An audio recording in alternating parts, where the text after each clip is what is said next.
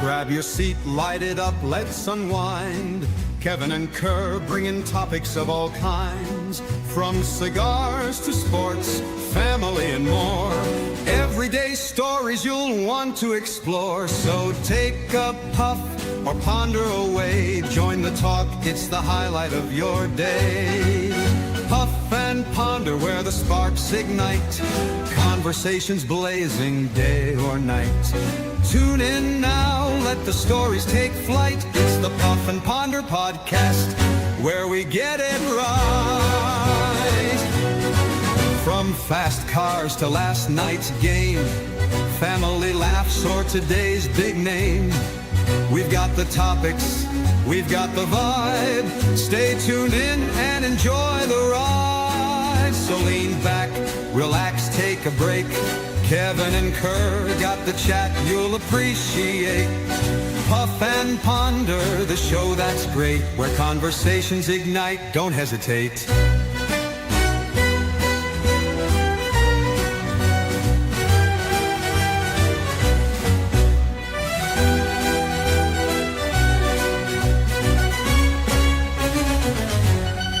So lean back, relax, take a break. Kevin and Kerr got the chat you'll appreciate. Puff and Ponder, the show that's great, where conversations ignite. Don't hesitate. Oh, hesitate.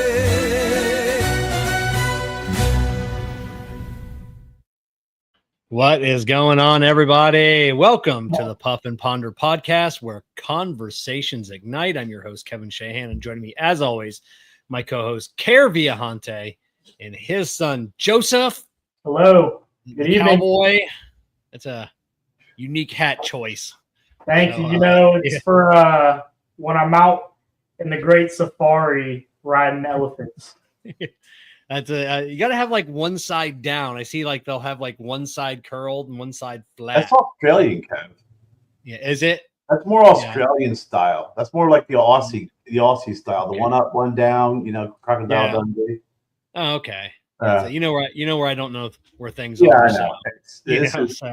We're talking about Africa. So if you ever watch if you watch the series 1923, which is a prequel to Yellowstone, their son, who's a war veteran from World War I, goes to Africa and does hunting, and he's got it's a very similar hat. Oh, right on. Just coincidentally, you know, there are no alligator teeth in it either, because there are no alligators. Well, there might. Are there alligators in Africa? Maybe. I don't think there's crocodiles. Crocodiles. Yeah. Crocodile. They're American. Crocodiles are the longer snouts. Yeah, crocodiles in Cayman. Yes, but we do have crocodiles here in Florida too. We got them both. We got crocodiles and alligators. Yeah. So the Everglades, though, man, not doing too good. We've had the worst drought that we've had in like 20 years, and parts of the Everglades are drying up. Really? It's yeah. So I mean, that's the biggest. I think it's the biggest wetland in the Western Hemisphere is the Florida Everglades. So. Lord. Funny enough, I've been in St. Augustine since August, and I've yet to see a real deal like alligator. Kind of shocked, but yeah, you're pretty far up there. I don't know, I don't know what the limit of their travel is, but I know that's getting a little chilly, especially on that side. On the water is really cold. So, but you'd think you'd still have them. I know the pythons are making their way into Georgia now, like they're migrating up. So, yeah. So we located. We stumbled upon now we've been here for a couple of years since we moved. Our first copperhead. Oh yeah, I saw that. The one you killed for no reason, just because it was one of God's creatures just trying to do its thing, and there you are. 100%. Call Peter. Yeah. I'd be more than happy to capture one, put it in the mail, and mail it to someone. Yeah. Are they poisonous? Or no. They didn't die in vain though. It was a learning experience. I learned even after you chop their heads off, Kerry showed me that they can still bite you, so do not pick a snake head up after you kill it, because it'll still get you. That post-mortem kill will get you. Yep. Did you bury it so you could dig up the bones in a few months? No, I threw it in the back because it was a baby. So here's the deal: it's a copperhead. They are poisonous. Venomous. Venomous. Thank you very much. You didn't even know if they were or not, but I thought you said poisonous in the beginning. Well, I asked if they were poisonous, and I go, venomous. Snakes are not poisonous, or plants can be poisonous. Snakes are venomous. So it is venomous. So their baby is a baby, and baby snakes that are venomous are worse than adults, because adults strike you, right? They know. Babies bite you and latch on, and they dump their poison. Yeah. So in one of my, as you and I both, we do our YouTubing and all these different shows that we watch and crap. I learned that a long time ago that the baby ones are the most dangerous, because they just don't strike you and just kind of inject you with their venom. They actually latch on and just dump it. So this one was Joe picked it up. Joe picked it up and screamed. Yeah, mistakenly. How'd you mistakenly pick up a snake? Did you think it was something else? Well, they have like the camouflage, and I was doing yard work with my brother Wyatt out back, and we're finishing up, picked up a bundle of sticks, and I saw the stick was moving, and I was like, that's not a stick. So I let out definitely a manly scream. Yeah. Yeah. It was he started off by saying there's a lot of worms here, and then he screamed and he goes, "It's a fucking snake!" What? I think it was a snake. And copperheads are also very they look for warmth. They hide under under piles of leaves, all that stuff, but they remain still too. Like, they don't run away. Like, they freaking don't move.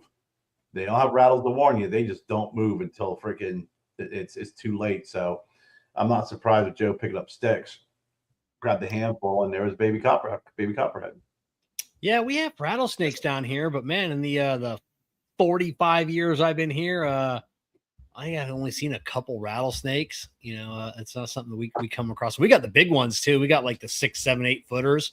My friends are coming across them all the time. God. Yeah, since we've been here, and I think it's our 3rd year, I've killed a bunch of brown snakes, rat snakes, black snakes, racer snakes, whatever.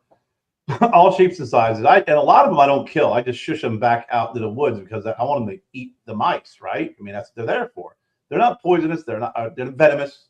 They're not going to hurt anybody. And they actually do more good than harm.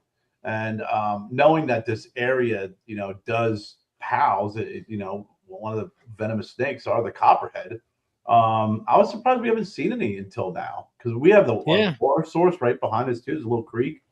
But and it was all right. Job's over. Everyone inside. And then he and Wyatt started talking about how I needed to pay him for hazard pay. Yeah. I was like, yeah. So do you have a creek or a crick? My dad would say he's been down here long enough. It's a crick. Well, where I'm from in Pennsylvania, it's a crick. Is it? Oh, okay. Okay. Yeah. But I've in many ways have unlebanonized my language and my vocabulary, so I do refer to it as it is spelled, a creek. But yes, Snitz Creek. That was where everybody used to camp out and do fishing, and there's even a Snitz Creek, Six Creek Brewery up in Lebanon. But yeah, where we're from, it's a creek. So what's everybody here? Hold on a second. Let me turn my phone off here. Put it off to the side because I can probably pick up the microphone. What's everybody smoking tonight? Joe, you first. I am smoking a Lure cigars that my mom picked up from me when we were in Pennsylvania. Yeah. Oh, Lure.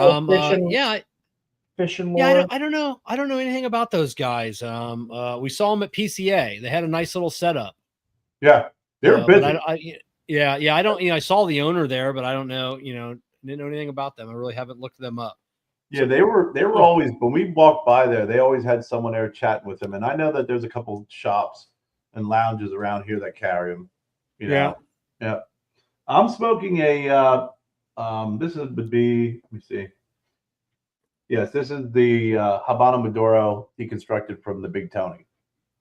All right, I've got a It's nice I got and an shiny, nice and I got shiny. an Edition 35 as my my next cigar. But Nice. I started the evening with a Guns and Gars, Connecticut. So Yeah, here's my second one. This is the Yeah. San Andreas. You could tell you put them together. The San Andreas is much darker.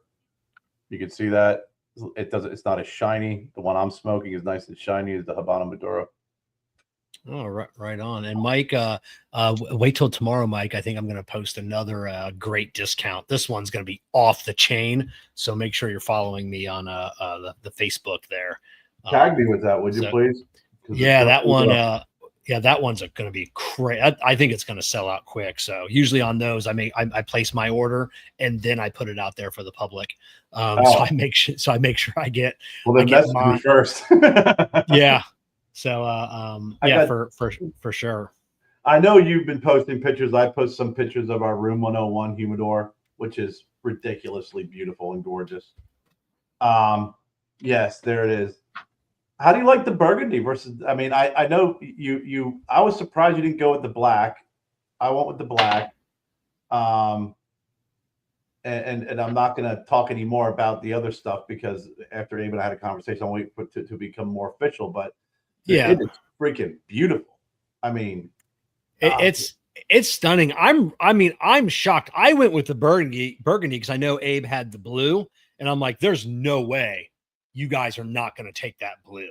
You know, like that goes with like everything you guys have. And I'm like, they want that, you know, that's why I told Abe, I go, there's no way they're not going with the blue. And I'm like, I don't care. You know, I'll take the burgundy. That blue is just not, it just doesn't go with what I have in here. So I was shocked. Dude, when you your guys mom threw me for a curveball because the blue is that Tiffany blue. Blue. It's like that 1960s, 1950s vintage blue. Yeah. And I was like, Jen's like, I'll take black. I was like, Kevin, is Kevin in there? Like, well, yeah, saying black. She's like, yeah, I'm kind of over that color. I was like, what? Because one of my favorite Room 101 cigars is the Nicaraguan in that color, the box in that blue, yeah. And it's just so freaking striking. But when we got the black, I was blown away by it, you know. And we actually got this. I don't know if it's Japanese or Korean or whatnot. I know it's Asian, but the cabinet that it's sitting on is an Asian style cabinet, and it just complements that cabinet so well what it's sitting on top of right now.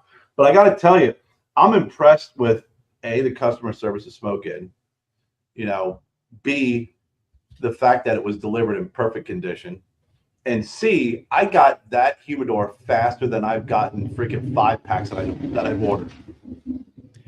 Well, you got it because it never came from Smoke Inn. So that one was still sitting in the warehouse. Oh, really? Of STG's warehouse. Abe never had it. Oh, I thought it came from because I know that the box it came in. I was wondering. I thought Abe just got it in and shipped it out. So, but no, yours never arrived. So at the two others that he got, because he only got the ones he ordered at PCA. Oh, and then there was an allocation, and then so yours came, you know, right from wherever the warehouse, probably in Pennsylvania or wherever. So praising Abe and the team. I mean, they were still, the customer service was still outstanding, but I was impressed with how quickly we got it.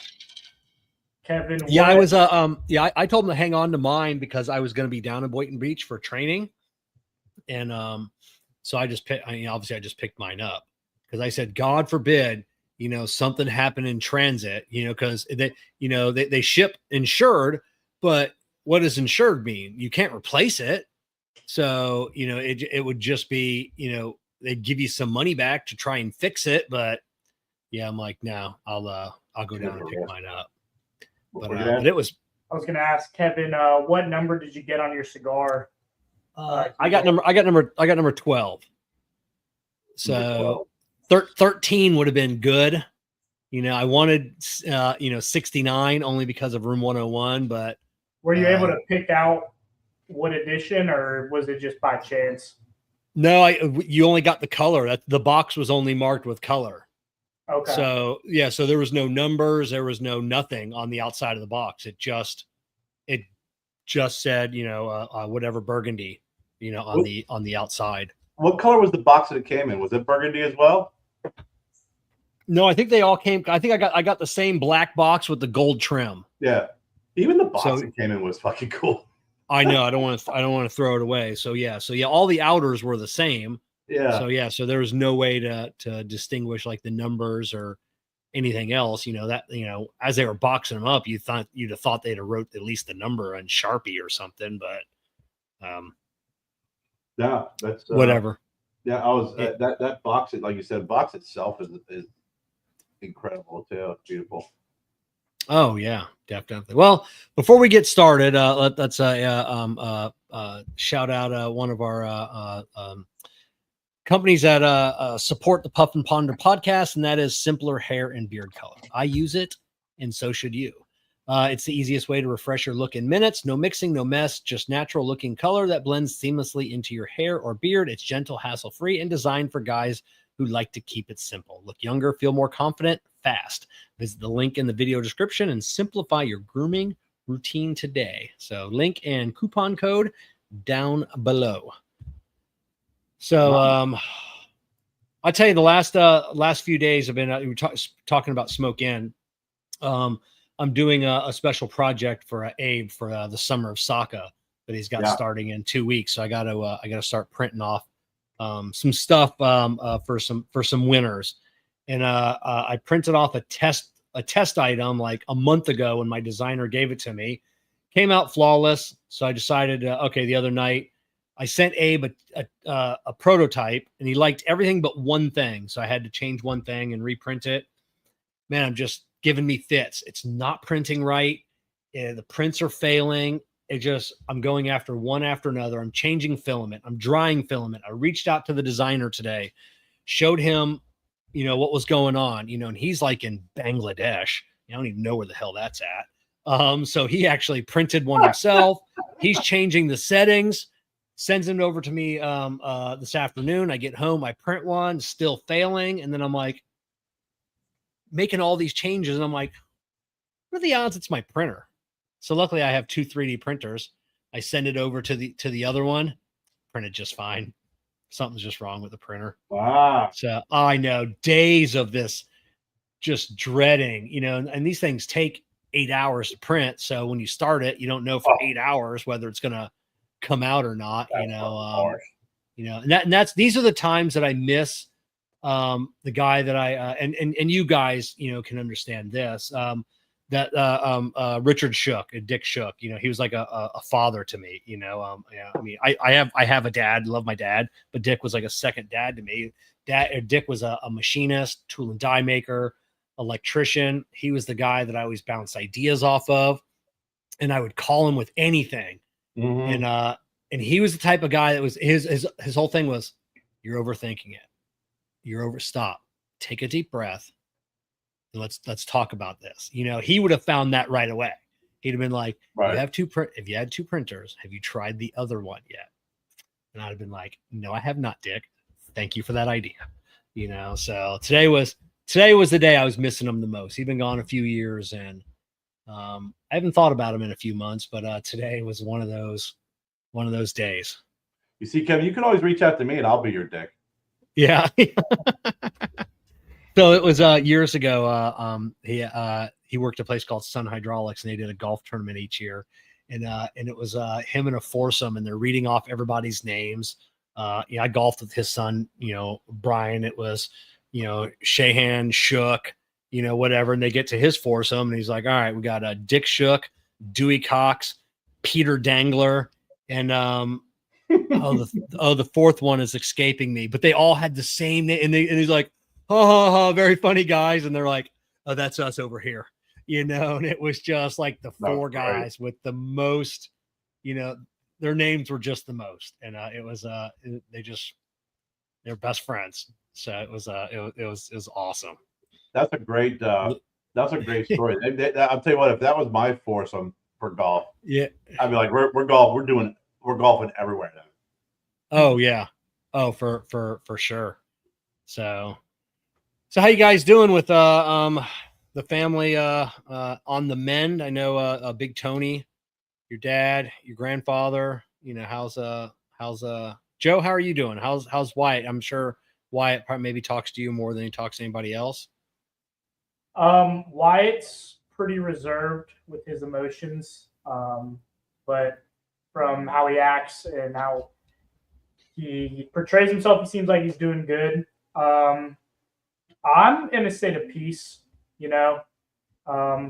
anytime I get in the fields, I always think about how devout Papa was, Big Tony was as a Catholic. So me knowing that he was a devout Catholic, I don't think he had any issues getting into the pearly gates with good Lord. So I'm sure him and if there is a thing, I'm sure him and Brad Reith are having a Lancero, just enjoying everything. They talk about how they're gonna devise a plan where they're gonna send a sign to you that you'll recognize. That's it. Brad took him over to Winston Churchill. Like, hey, this is our cigar lounge. This guy's a regular. Come on in. That's great. So and RJ, I know this is a different guy. That guy I still talk to. Easy frip. So but yesterday we had family over, and it hit me a little bit differently yesterday, because normally when we all got together, we would FaceTime him and pass the phone around and say hi to Dad, so there was no FaceTiming yesterday. So that was like it didn't dawn on me. My sister said something. I was like, shit, that's right, man. We always used to FaceTime Dad, and always have some fun with it, goof around. But I remember as a kid, my grandparents, aunts, uncles, cousins, everybody lived in Ohio. Like, we were the only family here in Florida. So like when the rates would go down, Joe, this was a time when you made phone calls at night because they were cheaper. So it's called when the Kerr remembers when the rates go down. Like, hey, I want to make a phone call. I want to call Grandpa. We got to wait till after 8. Was that still when it was like the rotary phone where you had to put your finger in there? No. We had push button phones, okay. But Kevin was high tech. I'm older than Kevin, but yes, there was still push buttons. Yeah. So I remember my dad, talking to my, his dad, my grandfather, my grandmother, his mom, and then they'd pass the phone around to the kids. And if there was an aunt or an uncle over for dinner, we'd have to talk. It's like, what am I going to say to these people? I'm like 10, I've met them once. I'm like, hey, how's it going? And you try and get off the phone as fast as possible. Is it cold? Going? Yeah, and then if it was my aunt or uncle, which are both deaf, this was before texting, Joe. So what we'd have to do is I would have to call special phone, a number.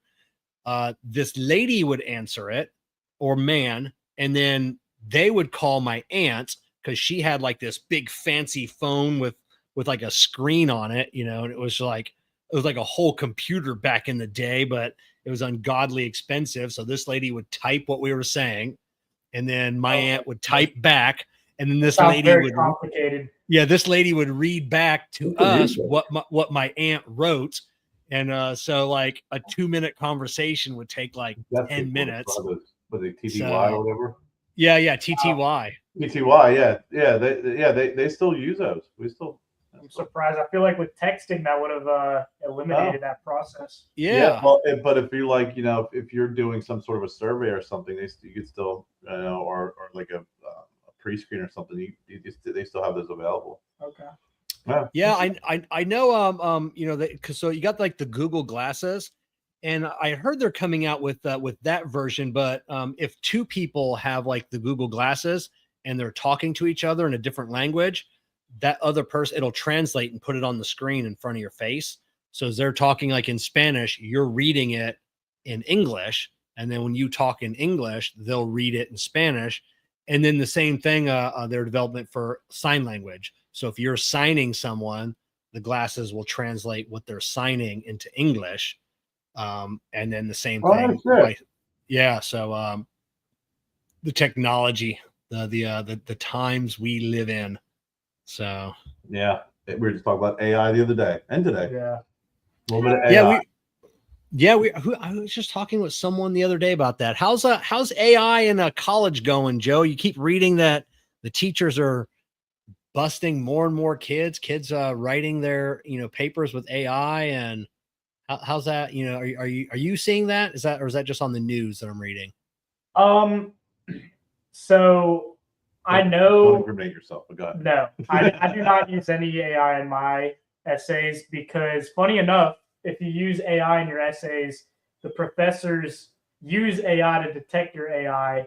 So it's kind of like a foolproof system. It's called Turnitin, and it's because I looked into it too.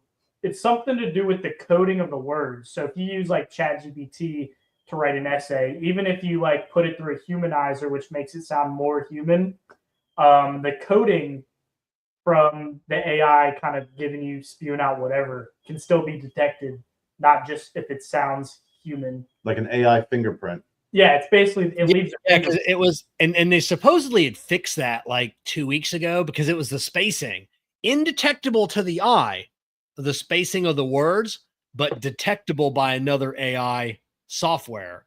Could detect the spacing, and I use it all the time just to polish up what I write. And I've never asked it to write something for me. And I think AI is fantastic. I think incorporated in a business, it's though there's like the risk that it can take away jobs. I think it could actually even add more jobs into the market because there's going to be a time where AI needs to be regulated and someone kind of needs to watch the artificial intelligence. I think that there's just a lot of potential that could be done because if you're thinking of a business idea or any sort of kind of brain fog, I feel like AI can definitely help sort of like push you past that, or at least just get you a little bit further ahead.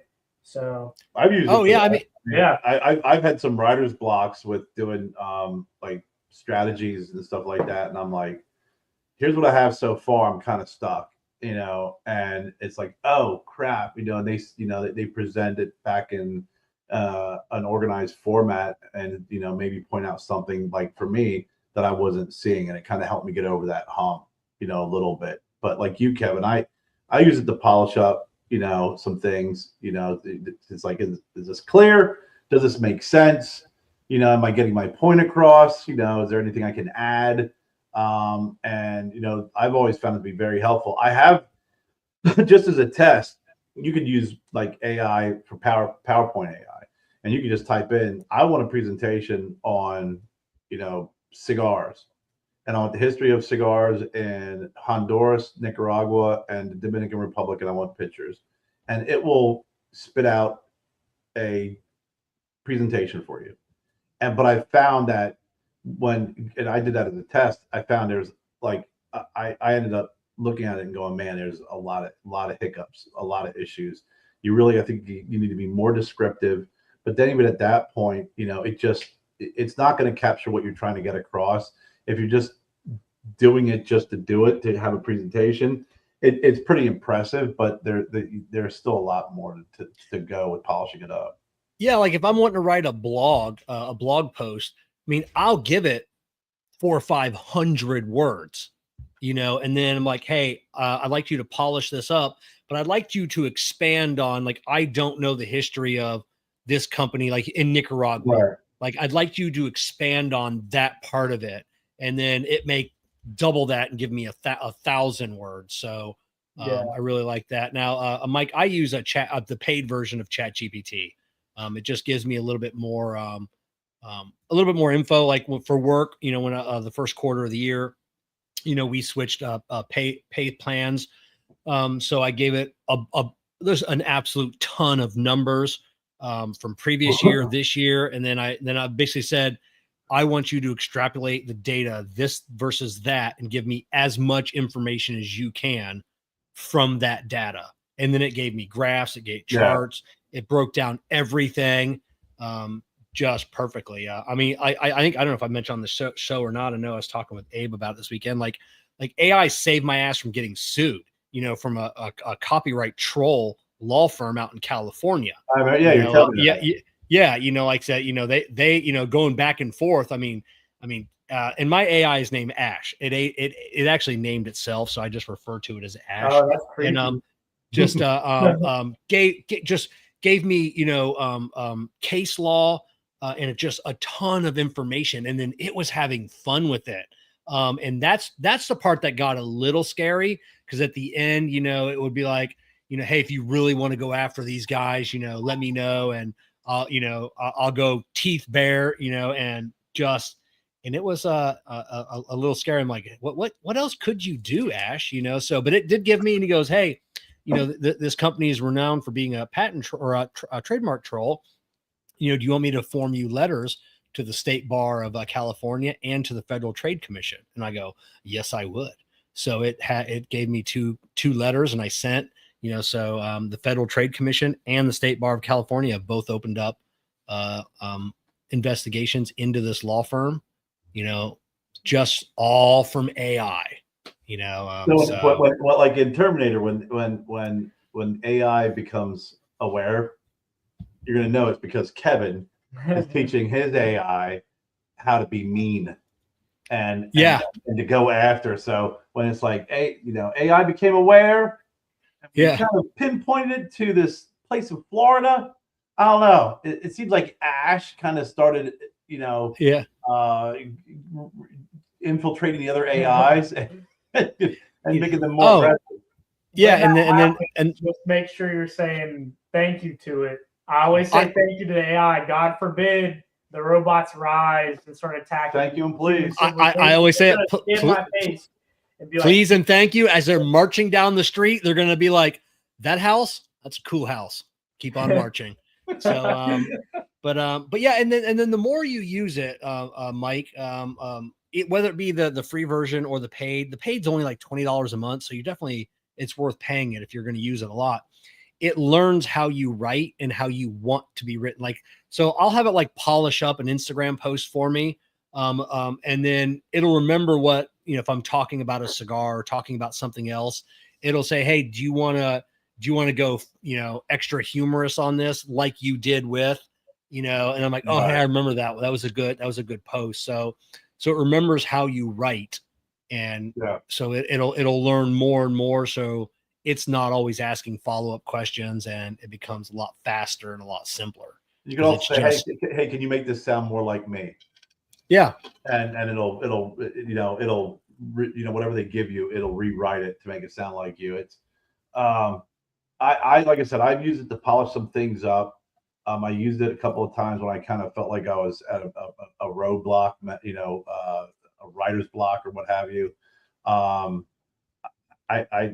The one thing I have seen, and you talked about it today with doing, you know, like a business plan and stuff, is it's really truncating the time. I mean, ridiculous the amount of time that it would take. Yeah, that it would take to do the work. So, like you said, Kevin, when you did all that work and cross-referencing numbers and doing graphs, you can do all that stuff. You're talking about hours upon hours upon hours of work that this thing regurgitates out within a minute. Within a minute, like I said, I spent every bit of an hour getting all of this information, you know, through our company computers. I spent an hour probably loading it into, you know, Chat GPT, you know, all the numbers, and then just, you know, asking for pointed questions. And then within a minute, it gave me everything that I could possibly want, information that I didn't even know I wanted. And I'm like, oh, hey, that's kind of a cool. I didn't think about comparing like those numbers, you know. I'm like, that's a good point to have. So Yeah, I won't Yeah. mention that. I won't mention any companies or names, but I was speaking to someone the other day about how AI has saved. They would do some cross referencing of documents, right, and would be able to give a summary of of what document A, B, and C, what was in within these documents, and then they would provide a summary, and they said it was like, I don't know, 12, 16 hours worth of work. Yeah. Not anymore. Not Yeah. anymore. It'll scan those documents. It'll point, if you say, I need, which documents have this, this, and this. I need to know if, if this is the criteria, is it being met? Is it not being met? Here, give me, point out where it is, and it'll say, this is not being met on page this on this document, and it's all nice, a nice, neat summary that's very efficient, and it's done almost instantaneously. Yeah, they say Joe was talking about the taking jobs. They say the first job it's going to take is a paralegal. So like the paralegal profession will be the one of the first jobs that ChatGPT takes. Law firms that can scan all their information, get all that in there. Whatever case law, it'll be why pay a paralegal to research, look for a similar case law, for hours on end, when ChatGPT can find it because it's already been published. Yeah, but you can't. You got to keep the paralegals because lawyers like to bill for time. And if there's anything that's going to reduce the amount of time that's being billed, they're going to be like, okay, can't do that. Yeah, just raise their rates. So I'm lucky. Like I said, the automotive industry is safe for now. It's never going to take my job, but AI is going to make my job obsolete. I was just talking with Chris Monaco the other night because AI helping design cars with fewer and fewer moving parts to where they're not going to need to be replaced. I mean, cars are going to go. You're going to buy a car, and then that's it. Unless it gets wrecked, you're going to drive it for a couple 100,000 miles, and you're never going to go unless it's tires are always wear out. Yeah. You're never going to go. You're never going to go to the shop. You go to a robotic tire changer. Bridgestone has something in the works, like long term for that. Like you will go to a place like a car wash. You drive in, you stay in your car, and they just swap out the rims and tires. Yeah. And like say you'll be gone. Give it 5 minutes, 10 minutes. You stay in your car, you listen to your music, and then that's it. You'll be off. No more waiting around. Yeah. Yeah. Well, we may not even have cars in the future. Kevin, have you seen the I think is it Mitsubishi? They're like prototyping like a 4-legged robot that humans can ride. I can't. Oh yeah. Which there's a couple companies that are, I don't know if it's Mitsubishi or I thought it was one of the motorcycle companies, Yamaha or Kawasaki or something. I think it was Kawasaki. Yeah, you might be right. I think you might. I think it might have been Kawasaki, but yeah, those are pretty badass. Those are awesome. So those are awesome. And we got the flying cars, which are just big drones.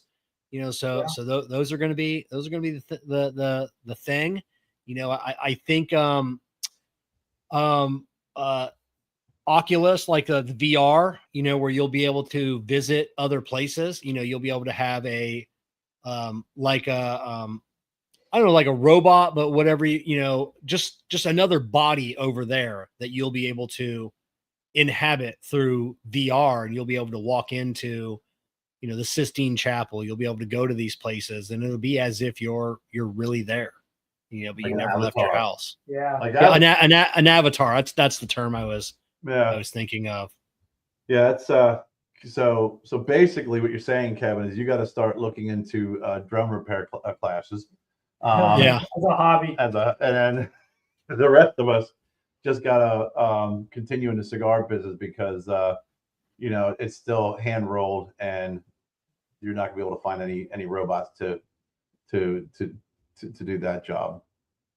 No, not to roll the cigars. There's one company that is trying to integrate AI and kind of robotics, but not, but not really into the quality control aspect of Well, QC, I could cigars. see it being helpful. I mean, if they were Yeah, hoping to, do some sort of detection of the consistency of the roll, or even draw testing, yeah, the automated. I mean, that makes sense.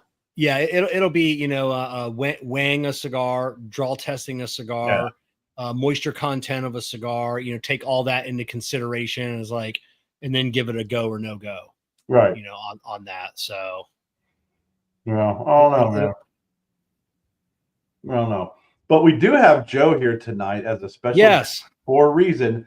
And Joe said to me, what kind of questions are you guys going to ask me? As I said, listen, Kevin's a walking question mark. He's probably going to want to learn more about what you're doing.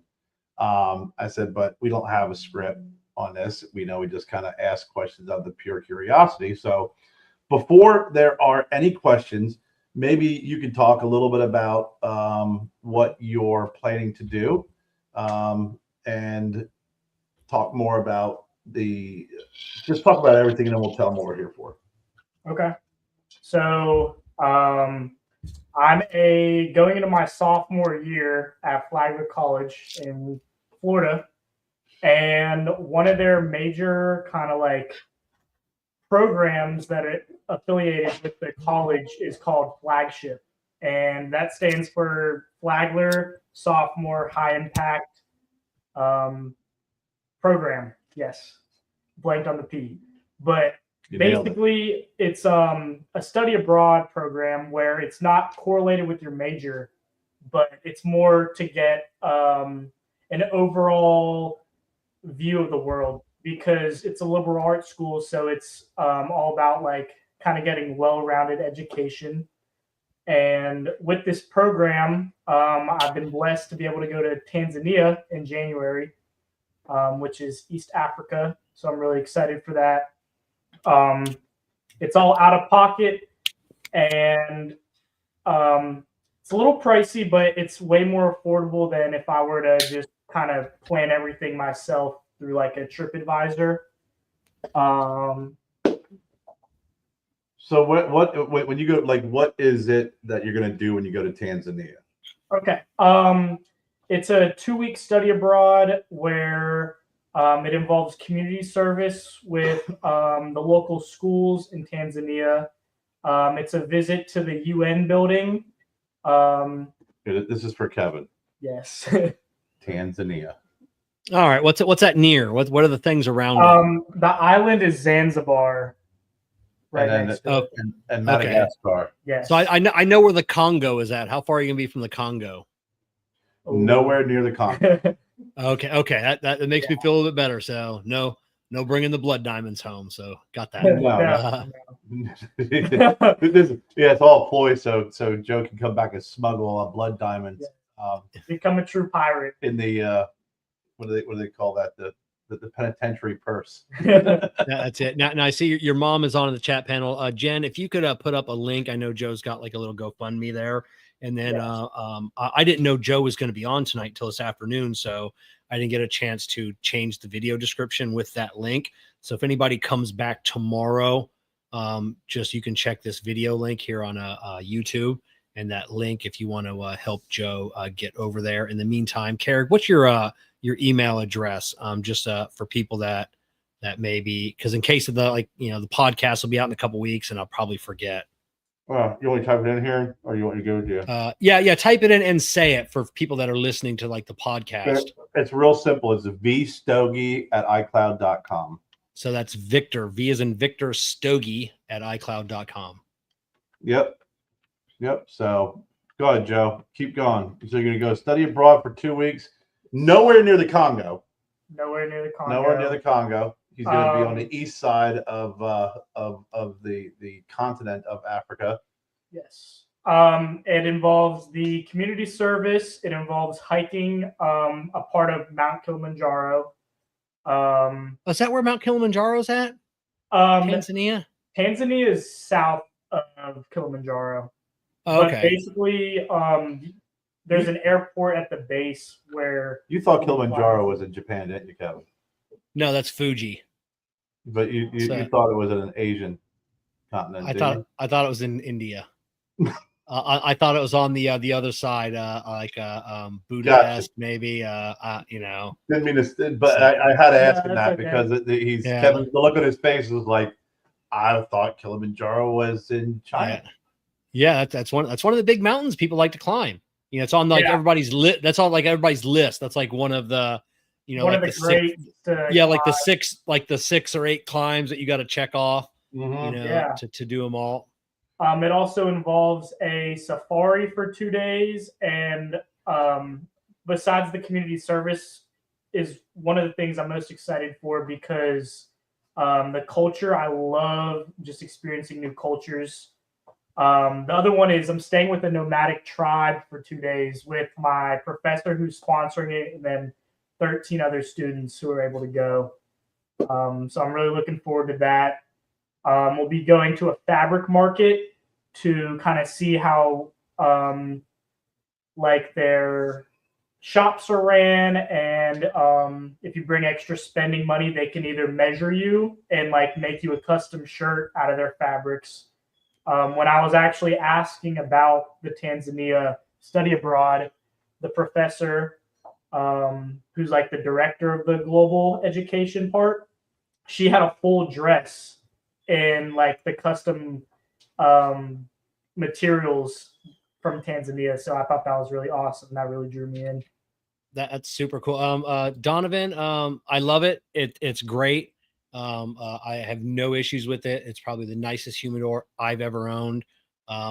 You've probably asking because you've seen my video on it. I just found out that discount code works on all of their humidors. So if you're thinking about getting one, make sure you click that link and use my discount code. So that would be yeah, that's super cool to have an authentic, because then they can't get you really for cultural appropriation. You know, if you wear it, be like, hey, they made this for me, literally there. You know, I'm not culturally appropriating anything. Yeah. No, from what the professor was telling me, she's done it, I believe, 3 or 4 times so far. So that made me pretty comfortable with the idea of going there. And she said that all the locals are like actually excited to meet tourists and to share their life and the way they live. Yeah, you definitely want to go with someone that's been there before.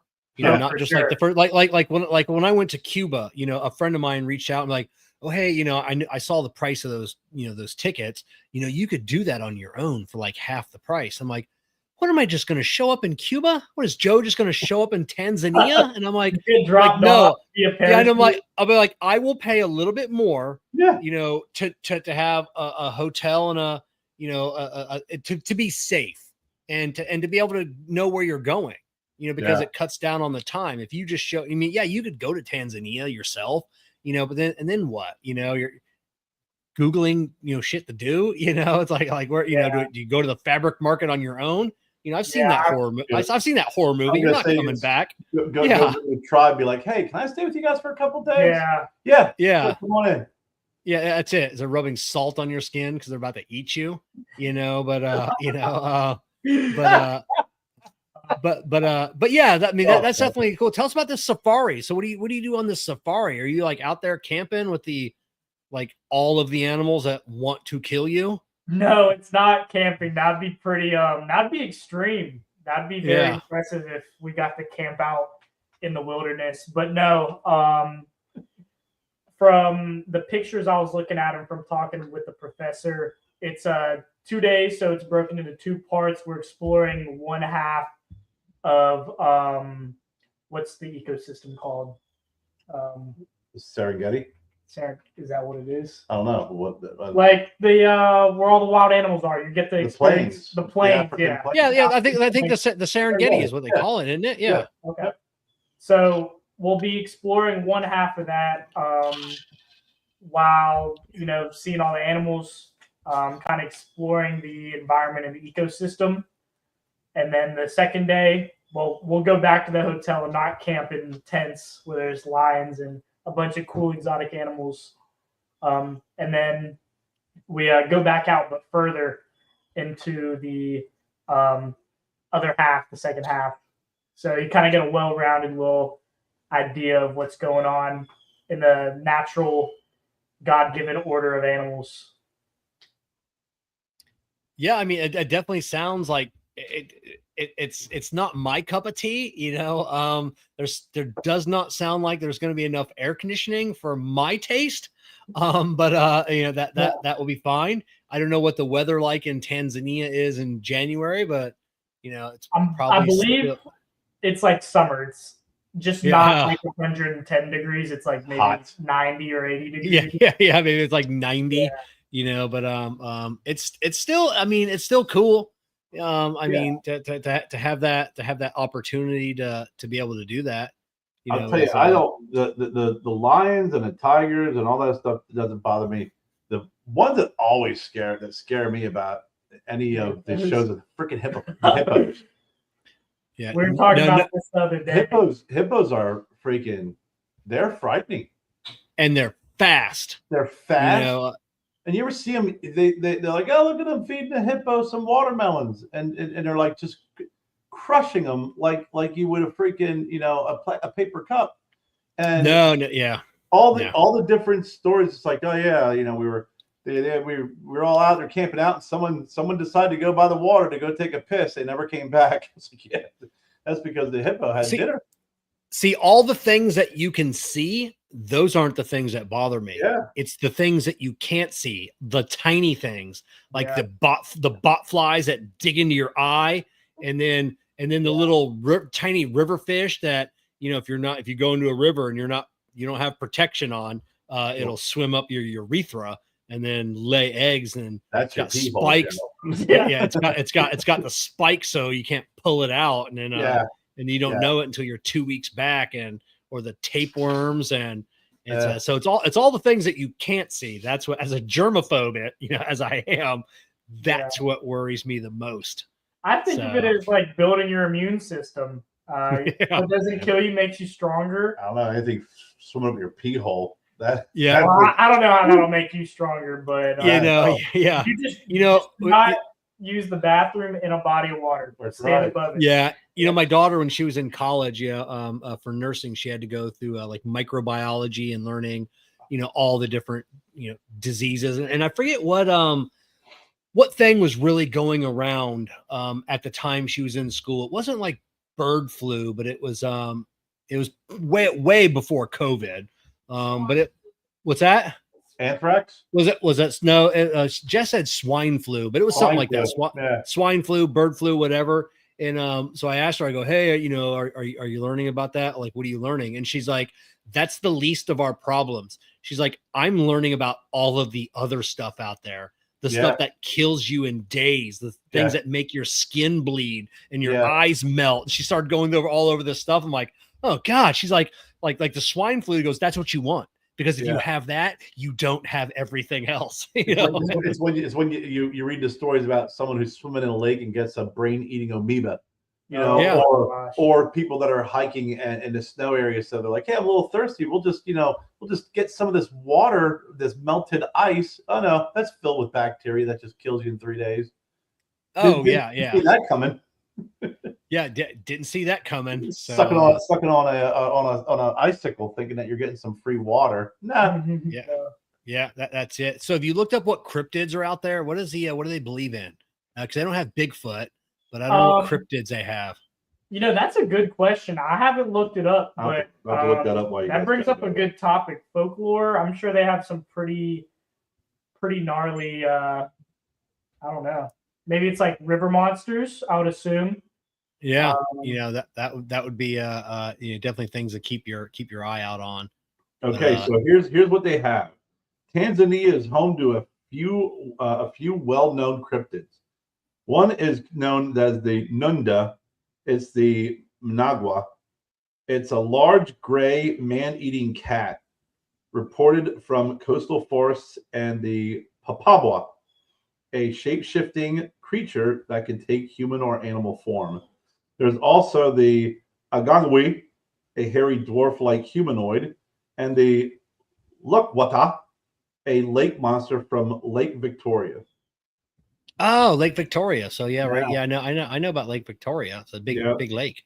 So you got a couple here. You got a couple of I'll keep my eye out. shape shifting animals. You got some gray cats that'll eat you up, which I'm sure is probably just an albino tiger at one point, scared the shit out of someone. Yeah. and a monster that's in Lake Victoria.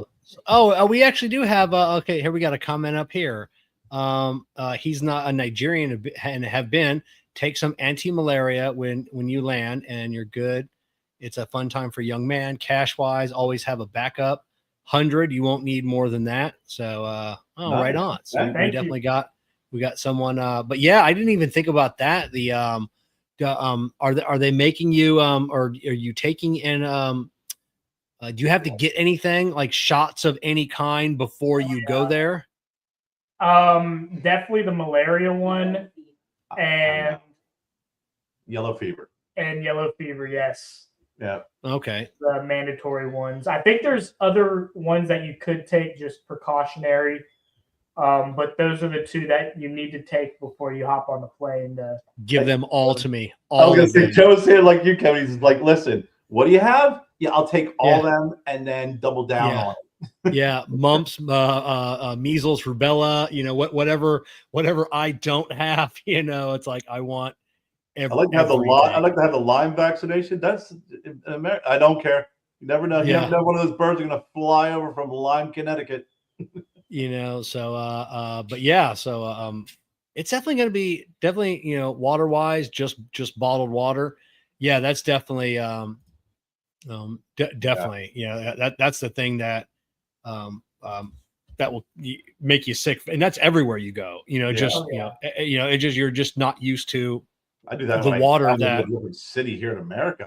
In the U.S. I don't like using tap water unless I definitely. Yeah, we just went down, like I said, when we went to Cuba, it's just still, it's not a third world country. I mean, there's still, a few years behind us, but we didn't drink the water down there either, because it's just, but people have that, we have uber clean water here in America, and people have problems with our water, even over here, so it's and then people always make the mistake.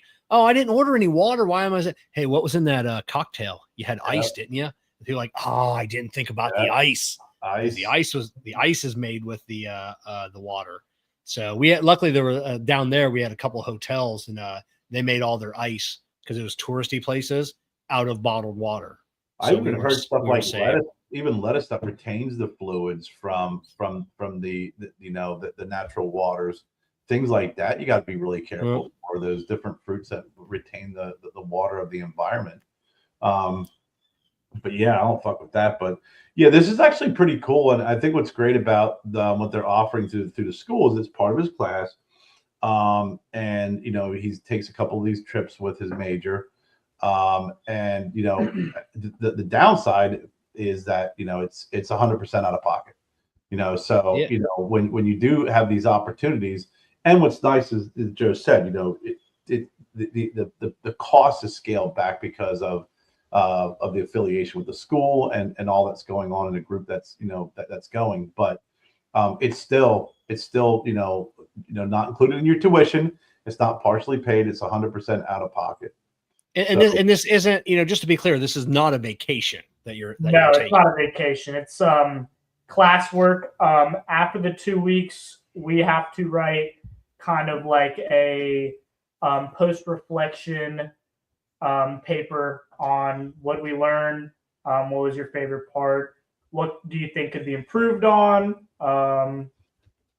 All basically your entire experience you have to write an essay on, and it's not just a vacation where I'm sitting by a pool drinking fancy drinks. No, it's it involves community service and with the local communities, and kind of shows you that there's more than just, for me as a business major, there's more than, it's just more than crunching numbers to life. It's kind of like a gateway to becoming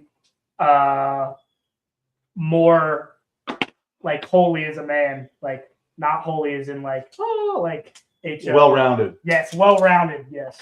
Yeah, Yeah. I think what's cool about it too, Kevin, is that as Joe was talking, before about what they do afterwards, it's also with him focusing on international business, there is that part of what did you learn that could be applied to business? What did you learn? Because we are in a global economy, and I think that one of the things that our education system lacks is a lot of things, but one of them is really better understanding the world and how the economics and the economy impact one or the other. They may go through macroeconomics, so you can see the bigger picture, microeconomics, maybe international business. But to be able to actually get on a plane, fly over to another country, and learn about their economic system, and be a part of it, and be injected into that economic system, and then have to write and learn about it, is really what more schools should be offering. And you hear the stories about college kids going to these countries, and I think Robert Holt, when we had him on of Southern Draw Cigars, he fell in love. I mean, he didn't go to Africa, but it was I don't know if it was Central America or if it was like in the DR, that area. Just fell in love and went back and did business there for years and years. You go back and you see what some of these people are lacking, and you try and go back and help them and help the community, help the country. And it's super cool. So you want to, you're going to major in business. What do you want to do? Do you know that yet? After college? It's more of I don't have anything like dead set. I'm pretty flexible. Definitely something that involves the international market. Honestly, an international marketer would be cool, or like a traveling salesman. Being young, I like the idea of a remote job, but that would be like later in life.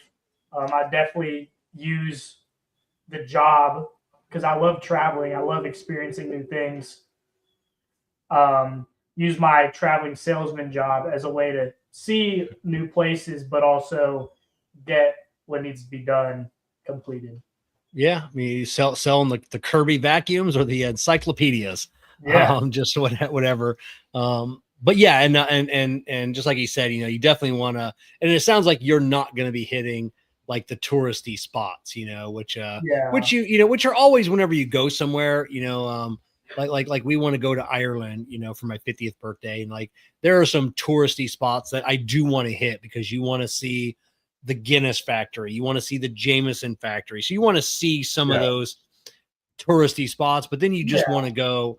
You definitely want to go out of the way. You don't want to eat where the tourists eat. You don't want to just go and hang out with tourists. You want to hang out with the locals. Now, what is the is there going to be any type of language barrier at all, or what's the what's that going to be like? From my understanding and the little research I did, it's going to be a minimal language barrier for the most part, since the professor kind of knows where to go for them to speak English. There shouldn't be any difficulties with any communication. English is a second language in Tanzania. The primary is Swahili. Oh, okay. And then you have all the different dialects from all the different tribes and stuff like that that you have. But it seems like Joe said, with English being the second language, that there's hopefully going to be very minimal language barrier. But I think it'll be pretty cool. You get a chance to learn some Swahili. Yeah. One of the things that we'll be learning with the community service aspect of working in the schools. We'll be kind of helping, like serving lunch, cleaning up the classrooms, cleaning around the school, but also we'll have a lesson with part of the culture learning their language and learning like kind of with the UN, like kind of the not so good parts, but how they've recovered from like the UN kind of invading. The UN invading. Mm-hmm. Or forgive me. No, that's what they do. That's what the UN. Well, they do. Yeah, I was looking for a little bit, a little bit more on that. So what's the government structure of Tanzania like? Is it a democracy? What is the? It's not a warlord driven country, or Yes, is it It's parliamentary or he's going to be negotiating with the warlords. So Yes. so they call it a unitary republic, presidential system, multi-party parliamentary democracy. So all right. Did What you- what did you what go are that, Kevin? what are the since you're looking it up, Kerr, what are the things that Tanzania is famous for? Do they have other than Lake Victoria, Mount Kilimanjaro?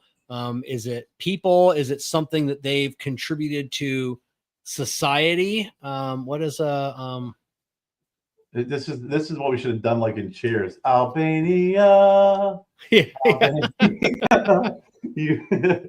So they're known for their diverse wildlife, and we talked about that they have the great wild beast migration of the Serengeti National Park and also Mount Kilimanjaro. So those are the biggies. I think probably a lot of the different Disney movies where they show the great beast migration probably is inspired or is in that area on the Great Serengeti. So that's going to be, I think, pretty cool for you to see. So yeah, I mean those are the biggies. that's super cool. I've seen like the great like the migration. That's I don't know why that cut it off. Hey Jen, can you post a shortened description or a shortened link as well? Yeah, I tried. It won't allow me. It won't let her. Yeah. Oh, it won't let you. So I'm wondering that Zanzibar, because I've heard the name Zanzibar a lot, and I never put two and two together. But it's Zanzibar Island, and that's known for their beaches and spice plantations and cultural tracks. So That works. that'd be Just pretty check cool. What came through in blue works. Yeah. Post it. Okay.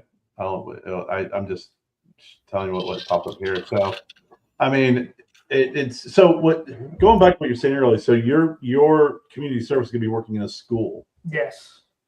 I'm Oh. trying to find the description for the UN building. I believe I got my information mixed up. We'll be visiting a United Nations building, not because that they've done any harm. It was actually because they've helped kind of build up the peace within this country. So I'm trying to find that to elaborate more, because there's quite a bit that we'll be doing within the 14 days I'm there. So I had it all in my notes if I can find that. So Joe must started international relations by saying that the UN invaded. No. Which Yeah. which they did not do. No. So what? They like to help a lot. Yeah. That's what the UN loves, to help.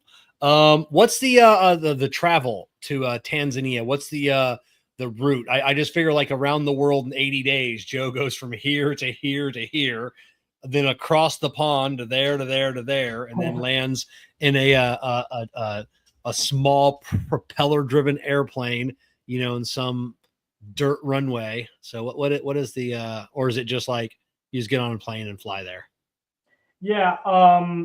So it would be, I'll take the flight to JRO, which is the Mount Kilimanjaro airport, which is like at I believe the base of the mountain. And from there, we would travel to Tanzania to the first hotel. I believe we'll be staying in 3 different ones. And that doesn't include like staying with the tribes or the tribe for 2 days, but it's just a simple flight. All right. So do they give you like a restriction on luggage? Like you're like, like, hey, you can't, 2 weeks. For me, if I was gone 2 weeks, that's 72 pairs of underwear and like 100 pair of socks, So, but is there like hey, you guys got to have a backpack and like one carry on, and this needs to last because with 13 people, obviously you can't have a ton of luggage. Yeah.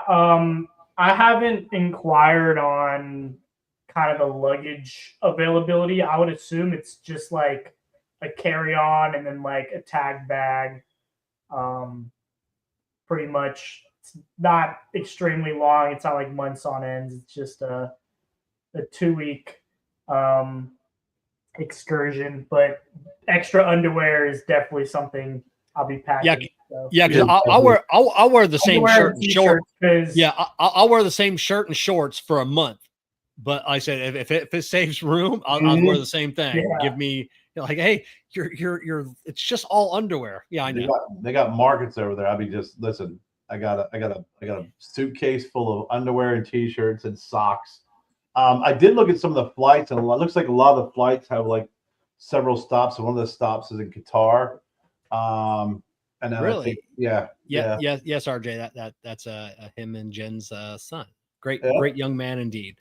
So you got to stop in Qatar first, really? One of the flights, yeah. It's like if you, I don't know where you're flying out of, but I assume like Jacksonville. So like Jacksonville, Charlotte, okay. Mm-hmm. But like the one out of Jacksonville stopped off at in New York, and then from New York to Qatar to Tanzania.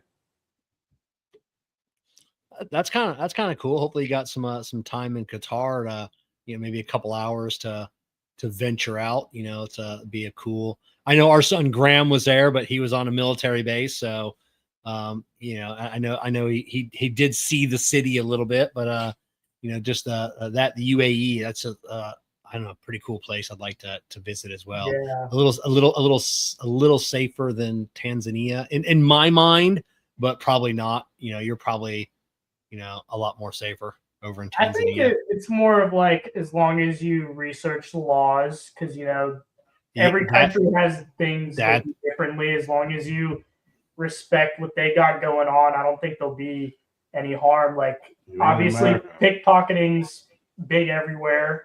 Yeah.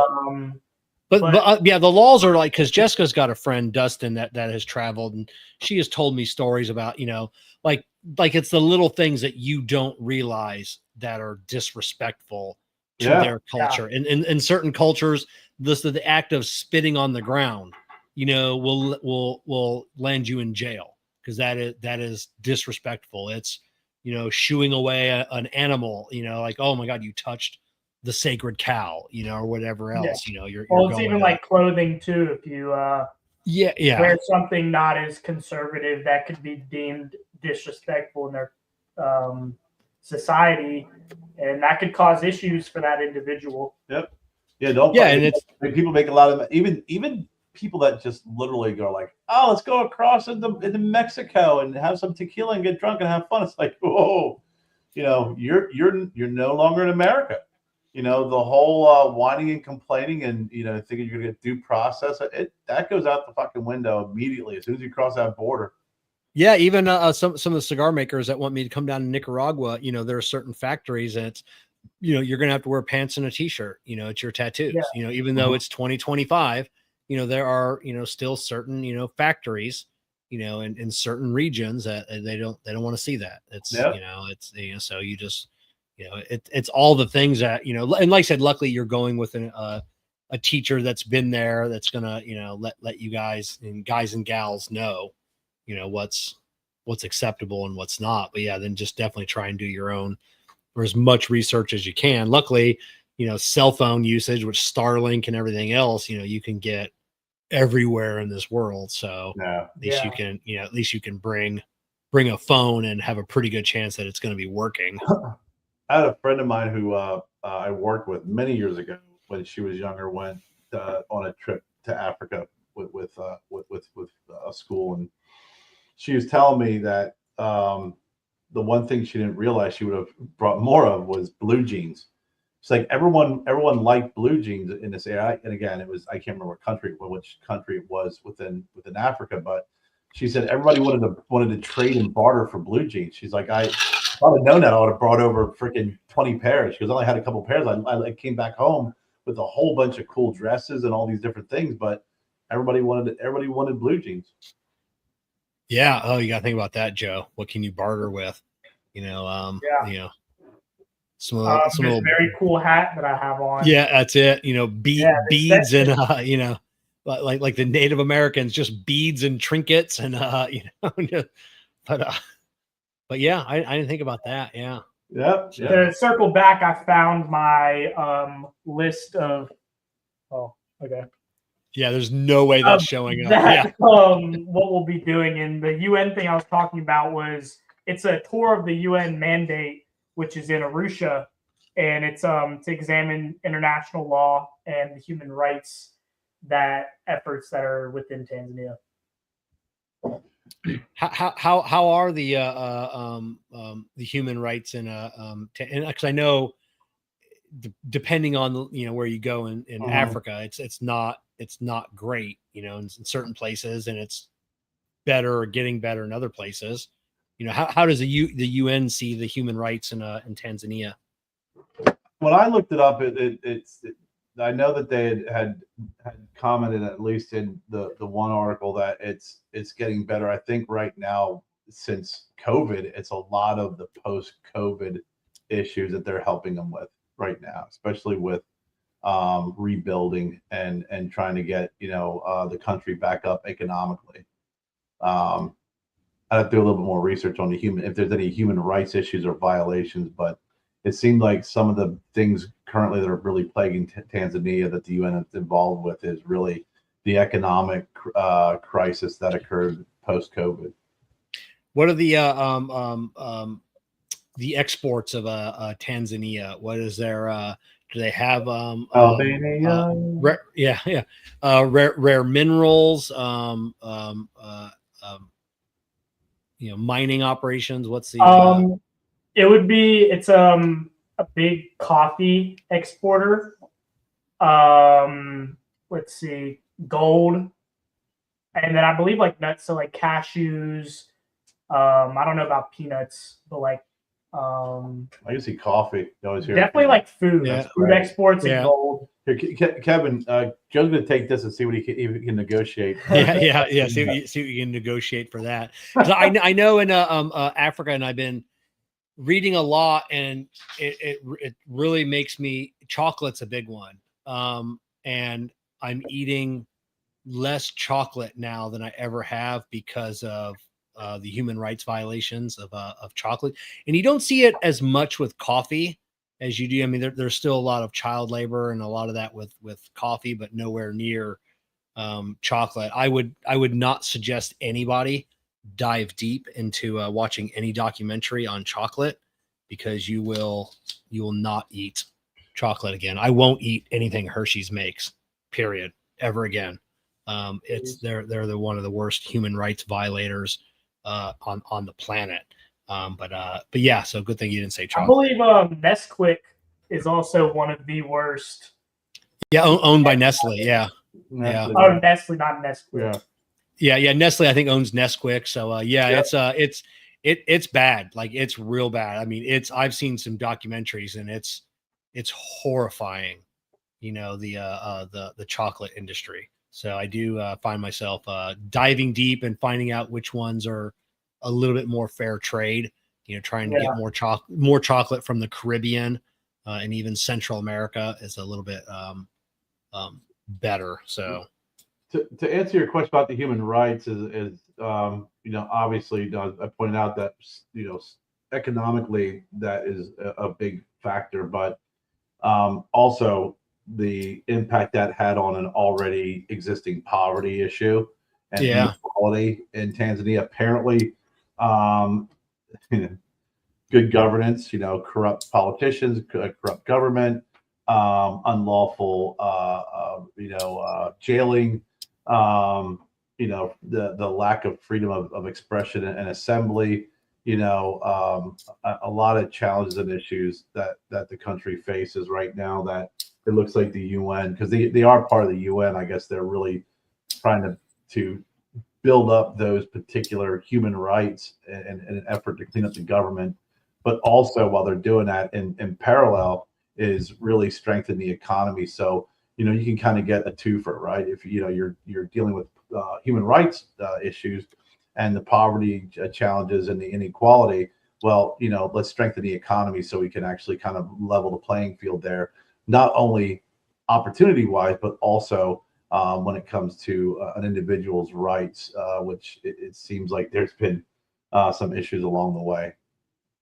Yeah. We see that in a lot of these countries. It's like, unlawful arrest, torture, long imprisonment with no real idea on why you're being held, and then they just let you go. If you're lucky. Yeah, exactly. I wonder if China has made any inroads in their Belt and Road project in the Tanzania area. China's really trying to get in everywhere. Which is making some places better. Bringing in infrastructure, bringing in roads. It's one thing that they are doing. So, but it sounds like definitely sounds like it's not going to be a vacation. Hopefully, you do get an eye-awakening experience that you definitely can't get anywhere else. I mean, maybe if you go into the deep Appalachians up there where you're at, you might see some. I go to you might. Virginia. Yeah, you might see some things that even the Tanzanians will be like, "Ooh, that's pretty fucked up." So I'm curious if you go into the schooling system, if you see how they discipline their kids. Are they just like giving kids timeouts if they act up in Tanzania, or if they already? Listen, So, you got to use your inside voice. Are you going to have to go in timeout for 5 minutes? yeah. You don't think that's the case, Kevin? Yeah, and the timeout is just you got to go out in that field, just stand there with the lions and the jackals and the hyenas. Hopefully, you get to see hyenas. So that would be that would be cool. I've always wanted to see like a legit hyena because they're massive, absolutely massive. People think hyenas are like the size of German shepherds. Hyenas are the size of a fucking lion. I think what I'm most excited to see are the warthogs, the really like super fast pigs with the I think his name is Pumbaa. I think he's a warthog. Yeah, massive. I don't know if you're going to see Pumbaa per se, but you'll probably them warthogs are 300 plus pounds. The tusk that it can be 12 inches or more, and just massive. Hopefully, you see them from a truck as you're driving by. It's a cage. It's a caged Jeep. There'll be 2 vehicles. Yeah, and so it's not going to be cramped because it would suck to like have your arm kind of outside of the Jeep, and next thing you know, there's a big kitty cat. You see those? You see like the trucks that are stopped, and then there's like.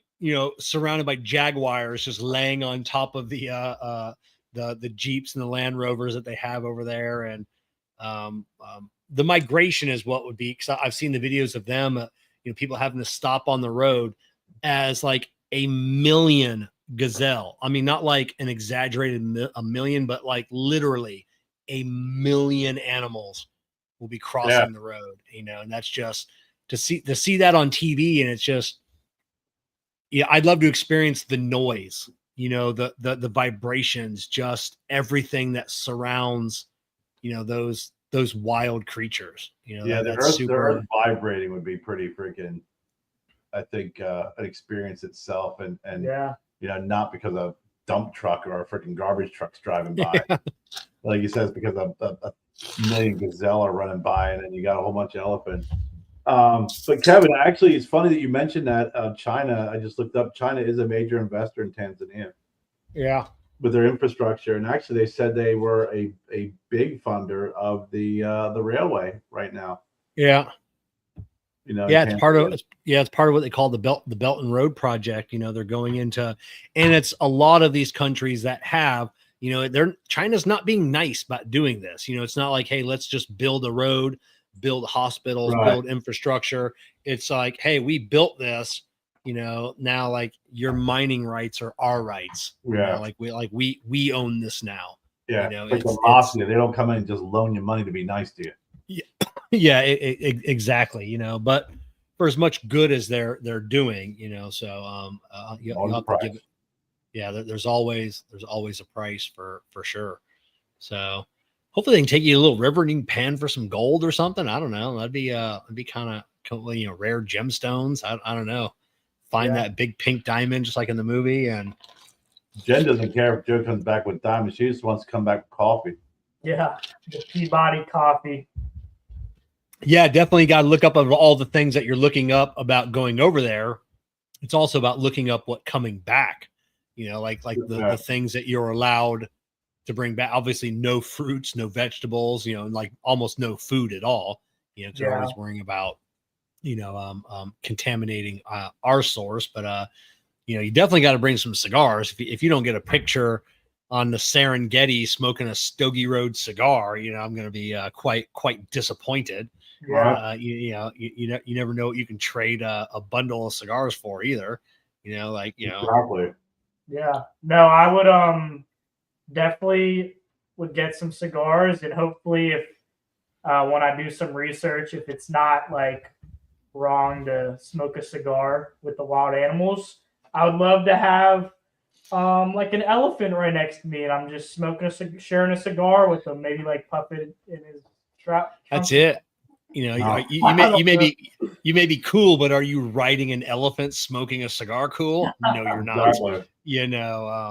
Super cool. So I'm really excited for the landscape, and just even thinking about it, that it'll be coming around in January is just so exciting.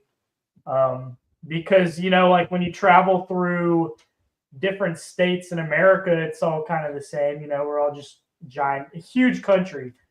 So like most of the buildings are the same places, same things. Maybe if you're like from Florida to like Northeast, you'll see the mountain difference, but landscape wise, all the structures are the same. So I think being able to see like their architecture and how it's more open instead of like really congested, like New York City or something. Oh yeah. Now I know you're you have faith, you're religious. Is that going to play any part into going there? Are you looking to see how they practice their faith? Because Jen, your mom had posted there a big Christian company or country as well. So is that something you're excited to experience as well? I am. It's not going to be a missionary trip, but as a man of Christ, I look forward to starting these conversations with the community and kind of seeing how they worship the Christian God compared to like the Western culture. I have a great deal of respect for the Orthodox as a Protestant, because they have the traditions and just the tradition and just all the kind of like man-made I'm blanking on what the word is. Man-made what? Like religion? Just like how they handle spiritual stuff compared to the Western world. Yeah. I think that'll be definitely an eye-opener. And I look forward to, having a good predominantly Christian country. Yeah. I looked up, I thought it was, and it's that whole area is like Christian and Muslims. That's really is the biggest impact or religious breakdown. A lot of heavy Catholic, and then the Muslims are Sunni. So it'll, like you said, it's definitely interesting because I know I've watched some things, especially where the Ark of the Covenant is being kept. It's in Ethiopia. Yeah. But again, that's some of these countries, their beliefs and application of the faith within some of these countries are very rigid and strict. That's what I said, the Muslim faith, that's the one that really they and nothing, I'm not saying against the Muslim religion at all, but from my friends that have traveled to Muslim countries, that's the one you got to be careful of, like the little things. Like you don't understand, even just saying hello to a female you didn't know, will can get you in trouble. It's like, so that's the little thing, and it could be that thing with Christianity over there as well. It's not just the Muslims, but I think that's what the beauty of conversation is, though, because Islam is an Abrahamic religion. So I think being able to understand their point of view and you know, how their spiritual life affects their day-to-day lives in Tanzania will definitely be an awesome experience to hear and kind of experience. Because, you know, schools, it's kind of like a mismatch. Diverse. Yeah, diversity in schools. Yeah, that's not Abraham Lincoln, Kev. That's Abraham. Yeah. I know. Yeah, I know you. The Abrahamic religion. So, but religions. But yeah, it's. I mean, I give you mad props. As much as I would want to do it, there's not a chance in hell that I'm leaving the comforts of the Western world. You know, like when you know, I want to go to Ireland, Germany, you know, places that are still, you know, not going to arrest me for spitting on the ground. So I want to sleep in a bed. Because we talk about it all the time with your mom and with Kevin and Jessica about what would it look like if the four of us went camping.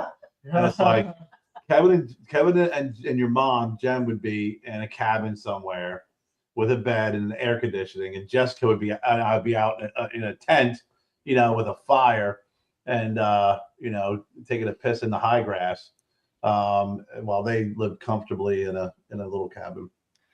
Yeah, that's it. People always they you know, my buddies used to go camping all the time when we were younger, and I remember once going camping with them, and I tried the tent thing for about an hour, and I'm like, I'm out.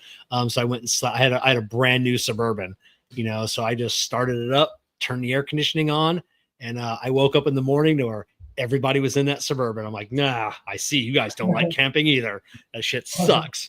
You know, I want a nice comfy seat, but glamping. Yeah, glamping. But yeah, I mean, I really hope you come away with a different worldview, because there are so many people, you know, that don't, they just, they stay here and they don't travel. We see these college students on the news. It seems like that's all they ever show is these college students now. And, you know, they're always up in arms about something. You know, it's like, oh, do you know the plight of the Tanzanian people? And they've never been there. You know, they just read about it online, you know, Yeah. but you're actually going to go and literally, you know, it's a third world country. It really is, you know. Yeah. So you're going to get to, you're definitely going to get to experience that. And then you'll be able to have a more accurate view of the world than I have, that Kerr has, your mom has. You know, 90% of your school, you know, it's 90% of America, you know, is, you know, even though it's only 2 weeks, you know, you're definitely going to have a lot more, you know, I don't know, like I said, just a world view. Yeah. And you're not, you know, you're not backpacking. You're not finishing up college and you're taking the summer off to go backpack through Europe and go to the hospitals and, you know, experience, you know, Amsterdam and all that stuff. I mean, this is the exciting thing about this trip is that it is educational.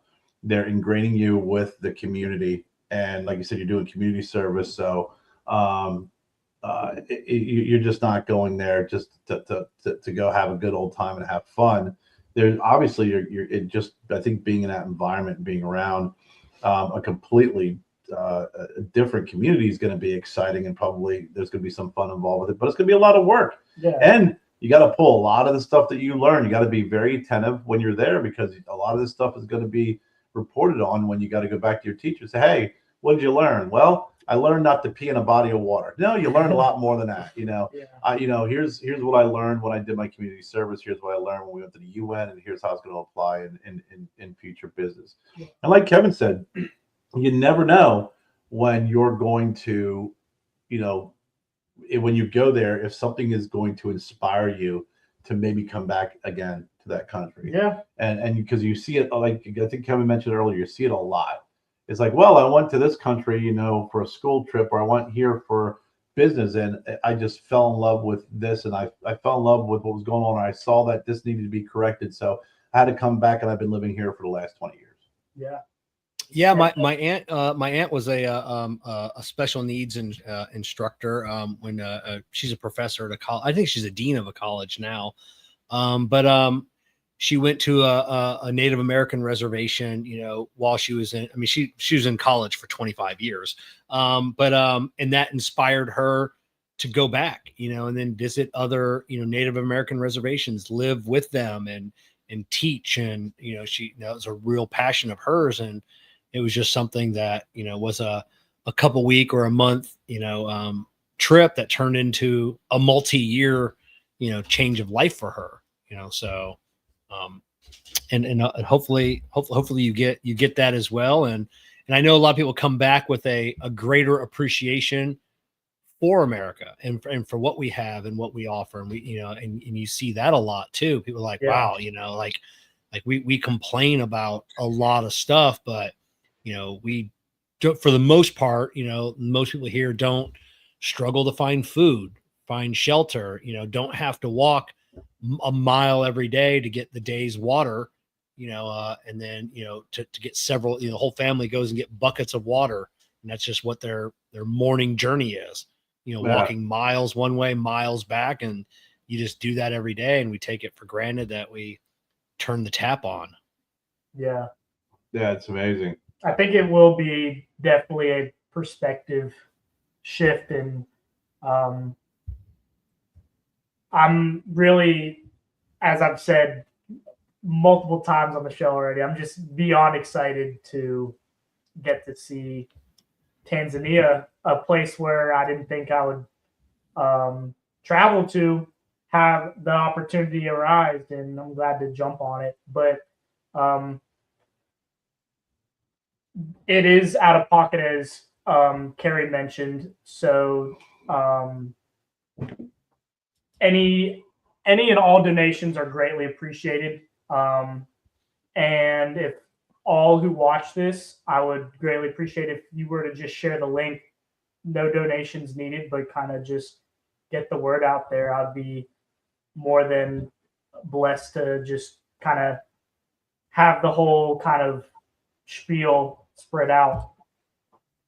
Yeah, and I'll post I do have the shortened link in there. I've posted a couple times. Yeah. And like I said, people that are listening to this, and if you get the code, you can always email Kerr, V as in Victor, Stogie at iCloud.com. And he can also get you the link as well. I wanted to share one thing, Kevin, I think is really important, and not to embarrass you, Joseph, but I'm going to. Being in a cigar community and just, it's just a great community, very, very generous.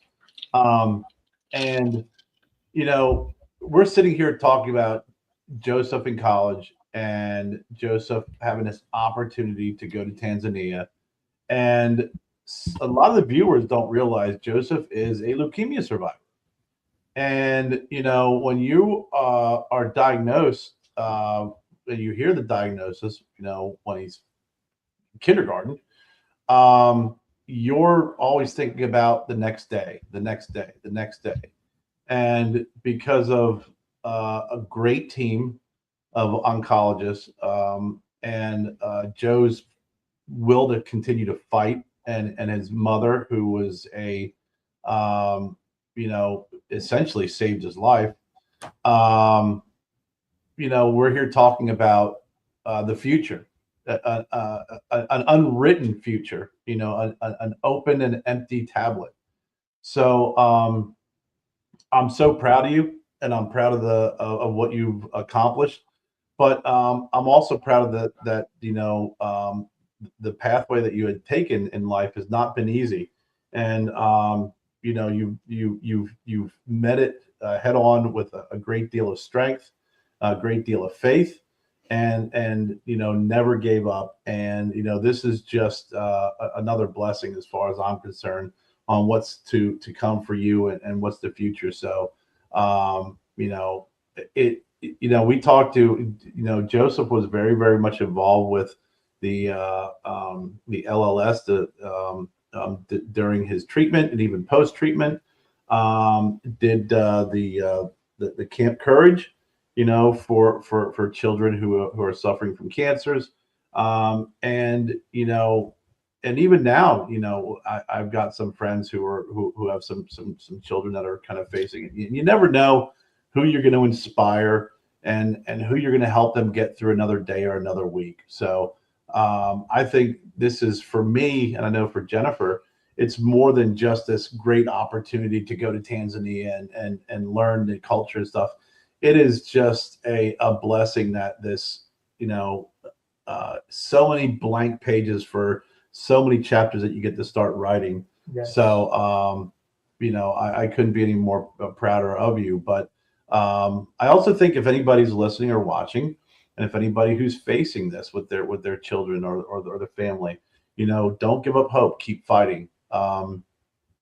Technology and medicine is always changing, and I can tell you just from firsthand experience that we've seen a great deal of God's hand and a lot of what we experienced over the years, and continue to see that and continue to feel it day by day. So yeah, you never, so we volunteered with the American Cancer Society for about 10 years, back a long time ago. And it's one of the things that made my daughter want to go into nursing and neonatal nursing. It's like, you talk with the adults that have cancer and the cancer survivors as well. And they get through it. It's hard, but I know, we struggled, she struggled, and then everybody else, it's children with cancer. It's just, when we would do these, the Relay for Life and other events with the American Cancer Society, it was the 3-year-olds, 4, 5-year-olds, with cancer. And it's just like, why? I mean, why is cancer a thing in kids? It's just like, they don't know how to handle it. They don't know what to do. It wrecks them more than anything else. And, but she was inspired to go into nursing, and now she spent a long time before she finally was able to work with kids, and that's, and it all started with, the American Cancer Society. They do great work, but I want to ask Joe a question to what you just said, Kevin, because I think it's an important point, because you are a survivor. You're not someone that, you're reading about. You went through it. So how has being diagnosed with cancer and fighting, going through the fight, and then coming out the other end of this of survivorship, when Kevin says why, how do you look at the why, and how do you explain the journey that you went through?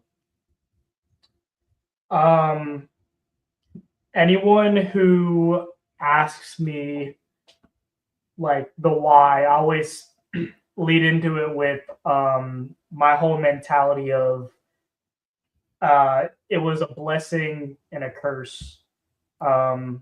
Granted, cancer is a horrible thing, horrible, terrible. I wouldn't even wish it on the worst person in the world. But when I say it's a blessing and a curse, going through that at such a young age, I had to mature a lot faster, and it really helped strengthen my faith. Where if I didn't go through that, I don't know where it would be a completely different life story, and I'd be a completely different person without going through the journey of fighting leukemia. It's a curse because it's cancer. It sucks.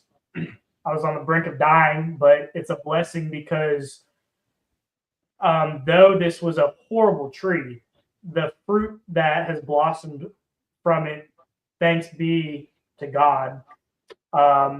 The fruit is very bountiful, though I'm speaking very poetically.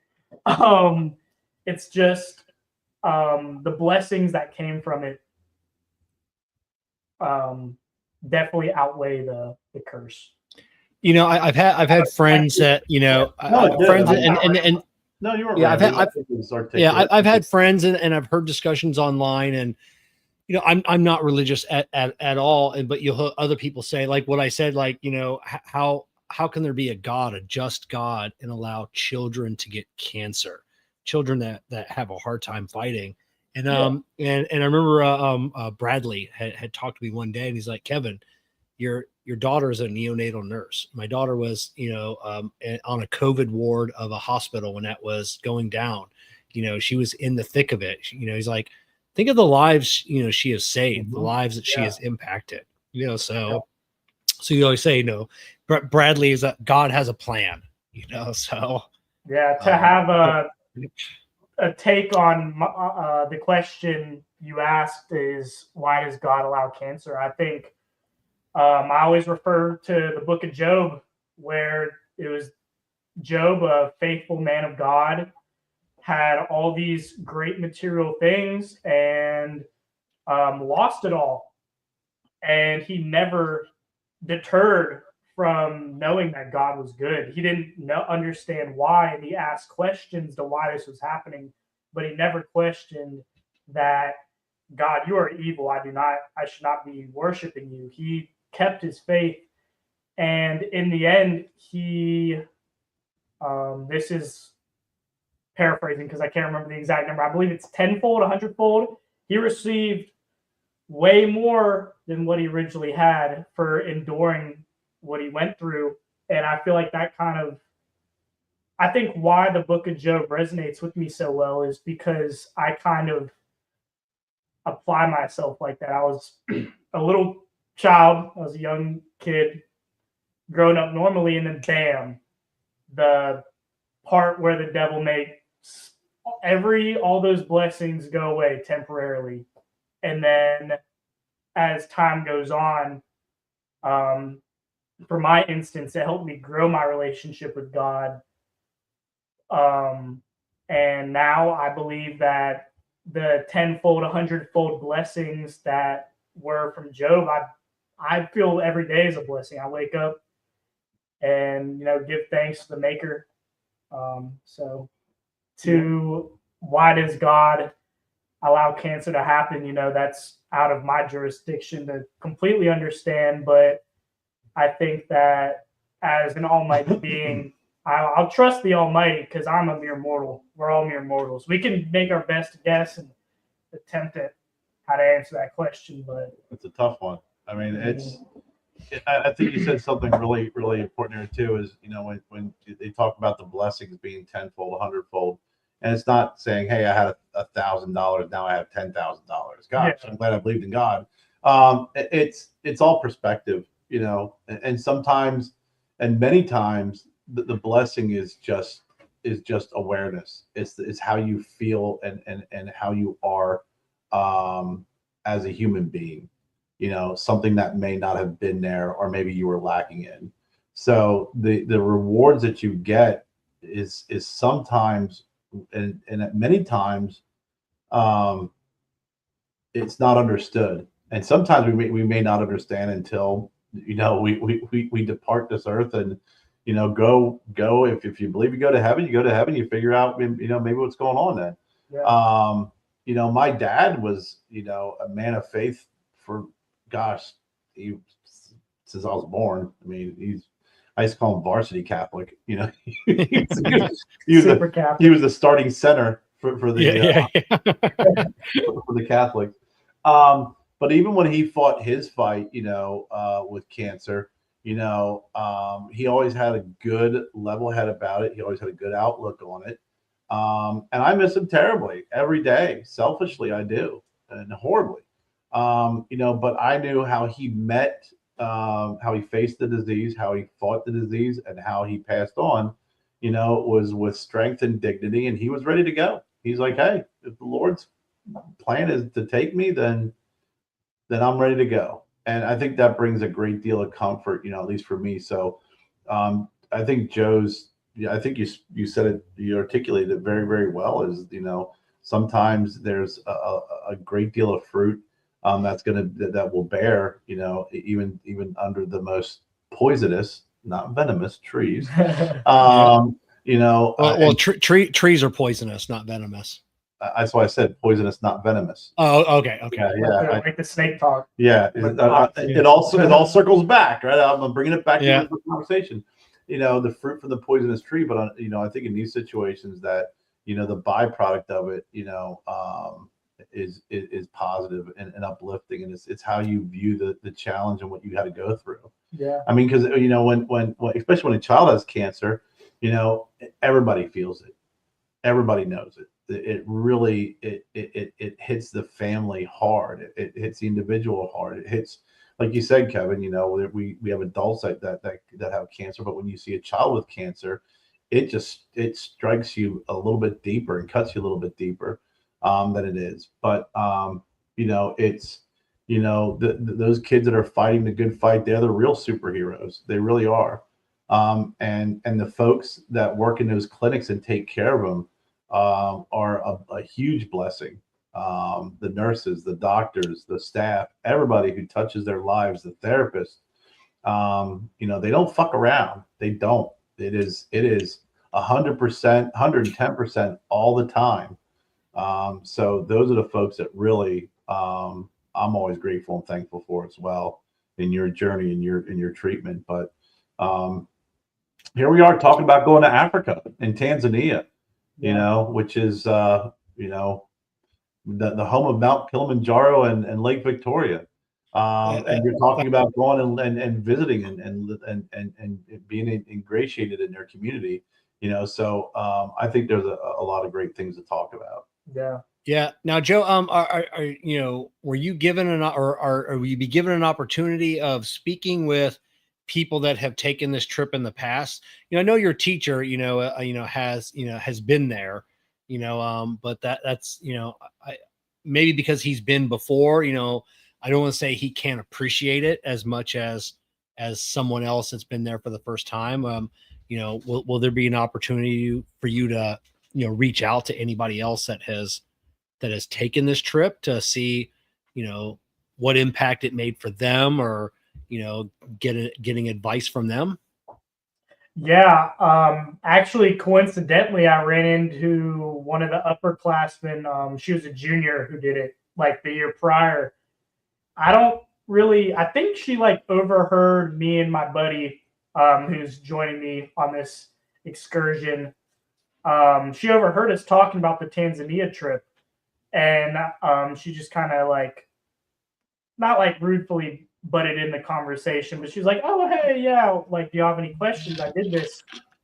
And the only question I asked her, we were kind of just chatted up. The only question I asked her was, "Do you think it's worth it?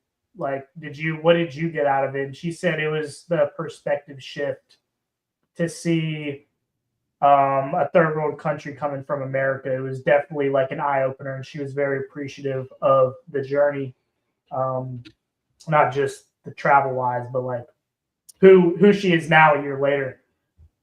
Transformative journey. Yes. Yeah, that's awesome. I love it. Completely by coincidence. Yeah. But I'm sure just through social media, we can find people who've taken it, or be like, "Oh, do you know anyone who's done it?" And then they refer you to someone. It's the beauty of social media. You're never too far from connection that's related to you. Oh, for sure. Now your brother Wyatt has recently moved overseas. I mean, I know he's back now in Europe. Has he, what's his journey been like?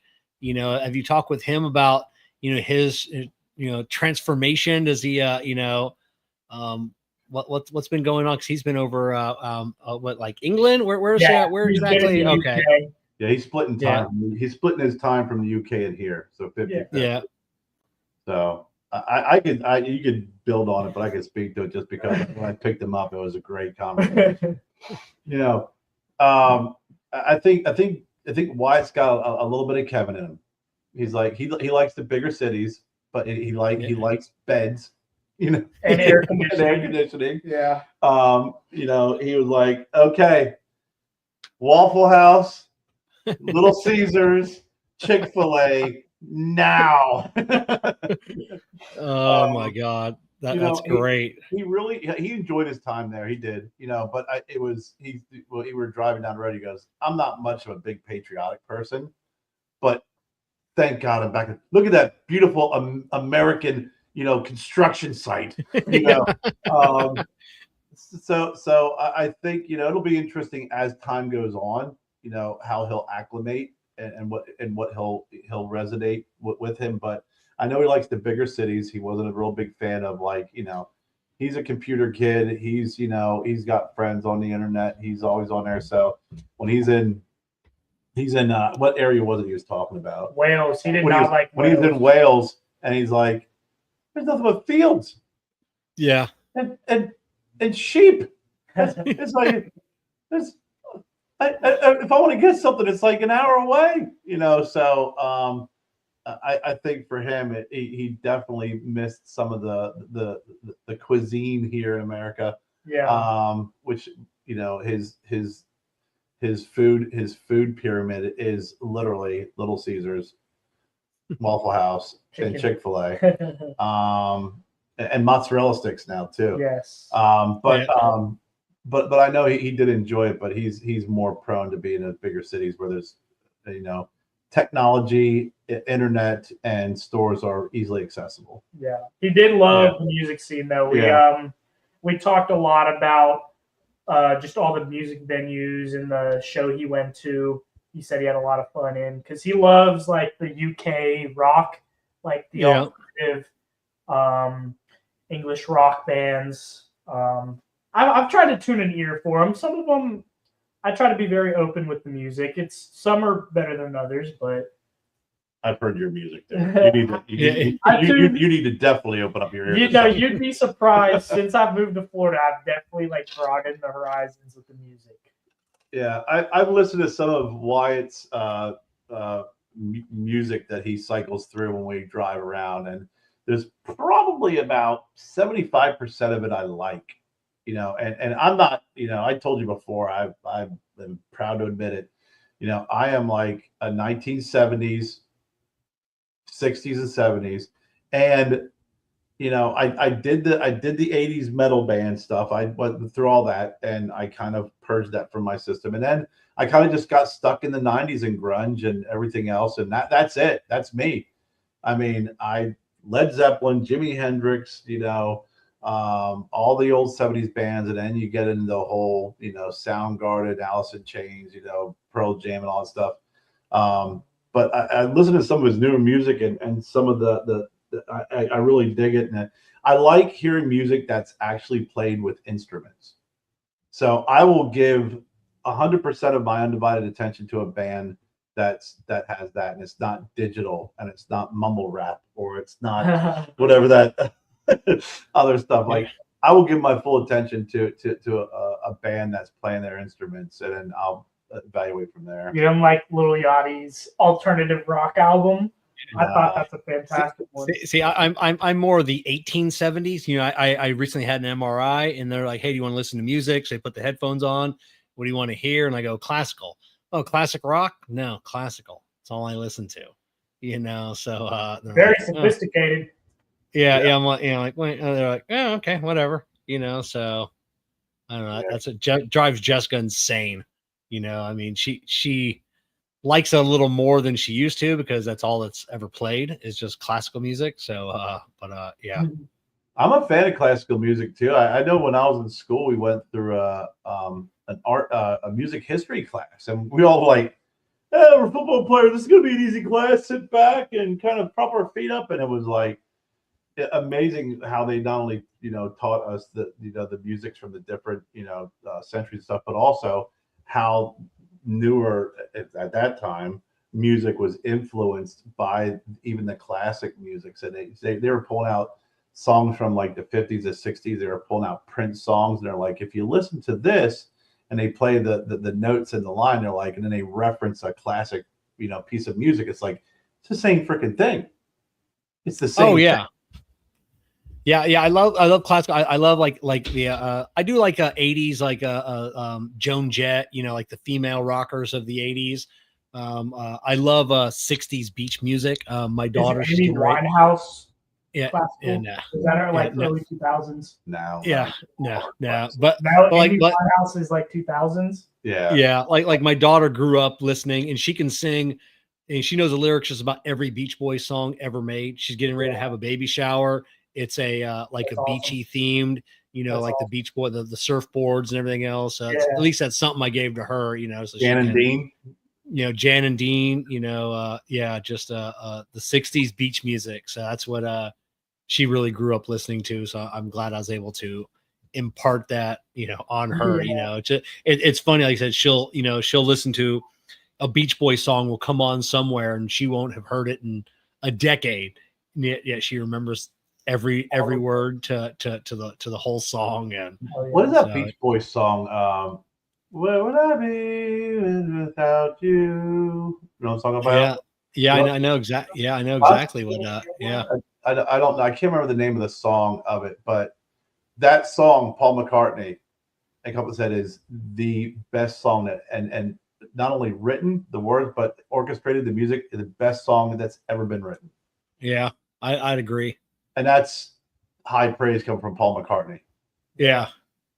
Oh yeah, yeah. If you ever seen the documentary, the one that was just released like last year on Brian Wilson of the Beach Boys, definitely, it's just a fantastic documentary. And just like the music scene and how like he was ahead of his time and he was just a legend.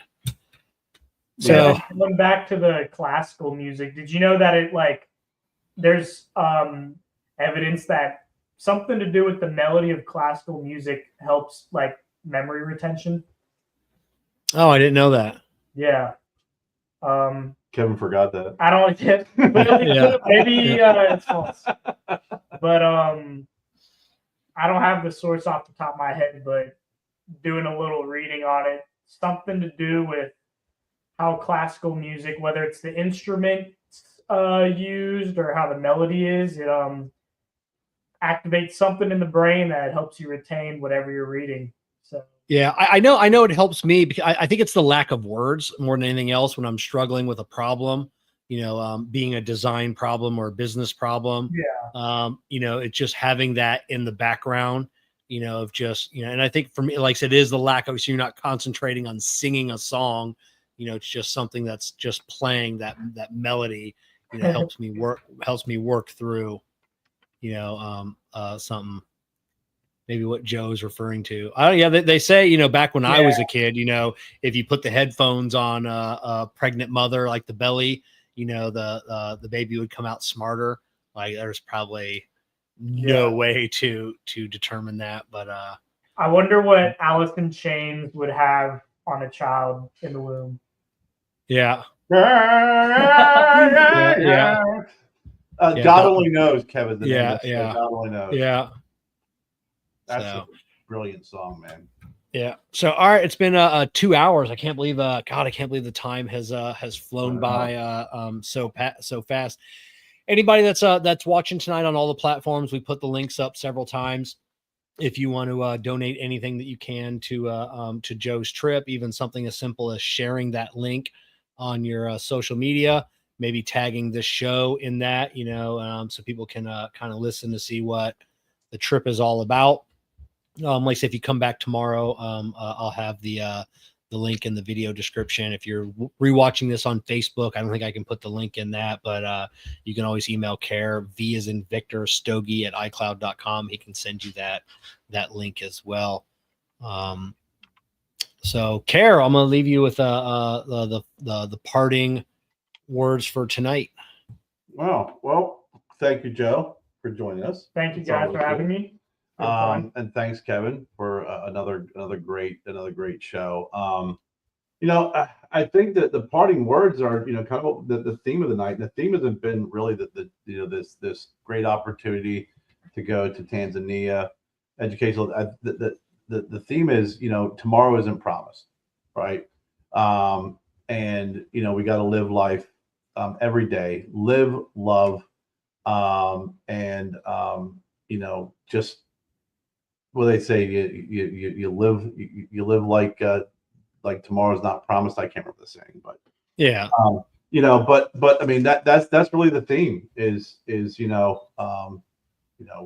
when you get it, you chance out, you go to a cigar shop, sit down, and if there's someone there you don't know, sit down next to them and just start talking to them. You're going to find out that you have more in common than you do differences.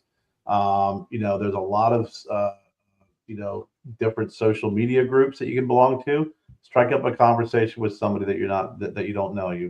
I think Kevin and I became friends that way.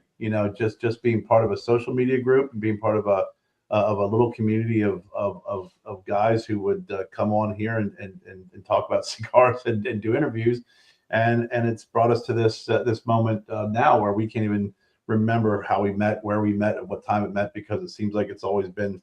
So just enjoy life, smoke a cigar, and have a great evening. Yeah, enjoy All the right, whole thing. Yep. Yeah, and Joe will be we'll definitely be talking to you hopefully before the trip, but definitely after the trip, we'll definitely get you back on and see all the face tattoos that you get from the tribes over there, and the new clothes you'll get. Okay. So all right, everybody, we'll see everybody. We'll see everybody next Monday night. Thanks for having me. You're welcome. See ya. Reggae. Welcome to the Puff and Ponder podcast, where conversations ignite. Yes, Kevin and her. Grab your seat, light it up, let's unwind. Kevin and Kerr with stories in mind.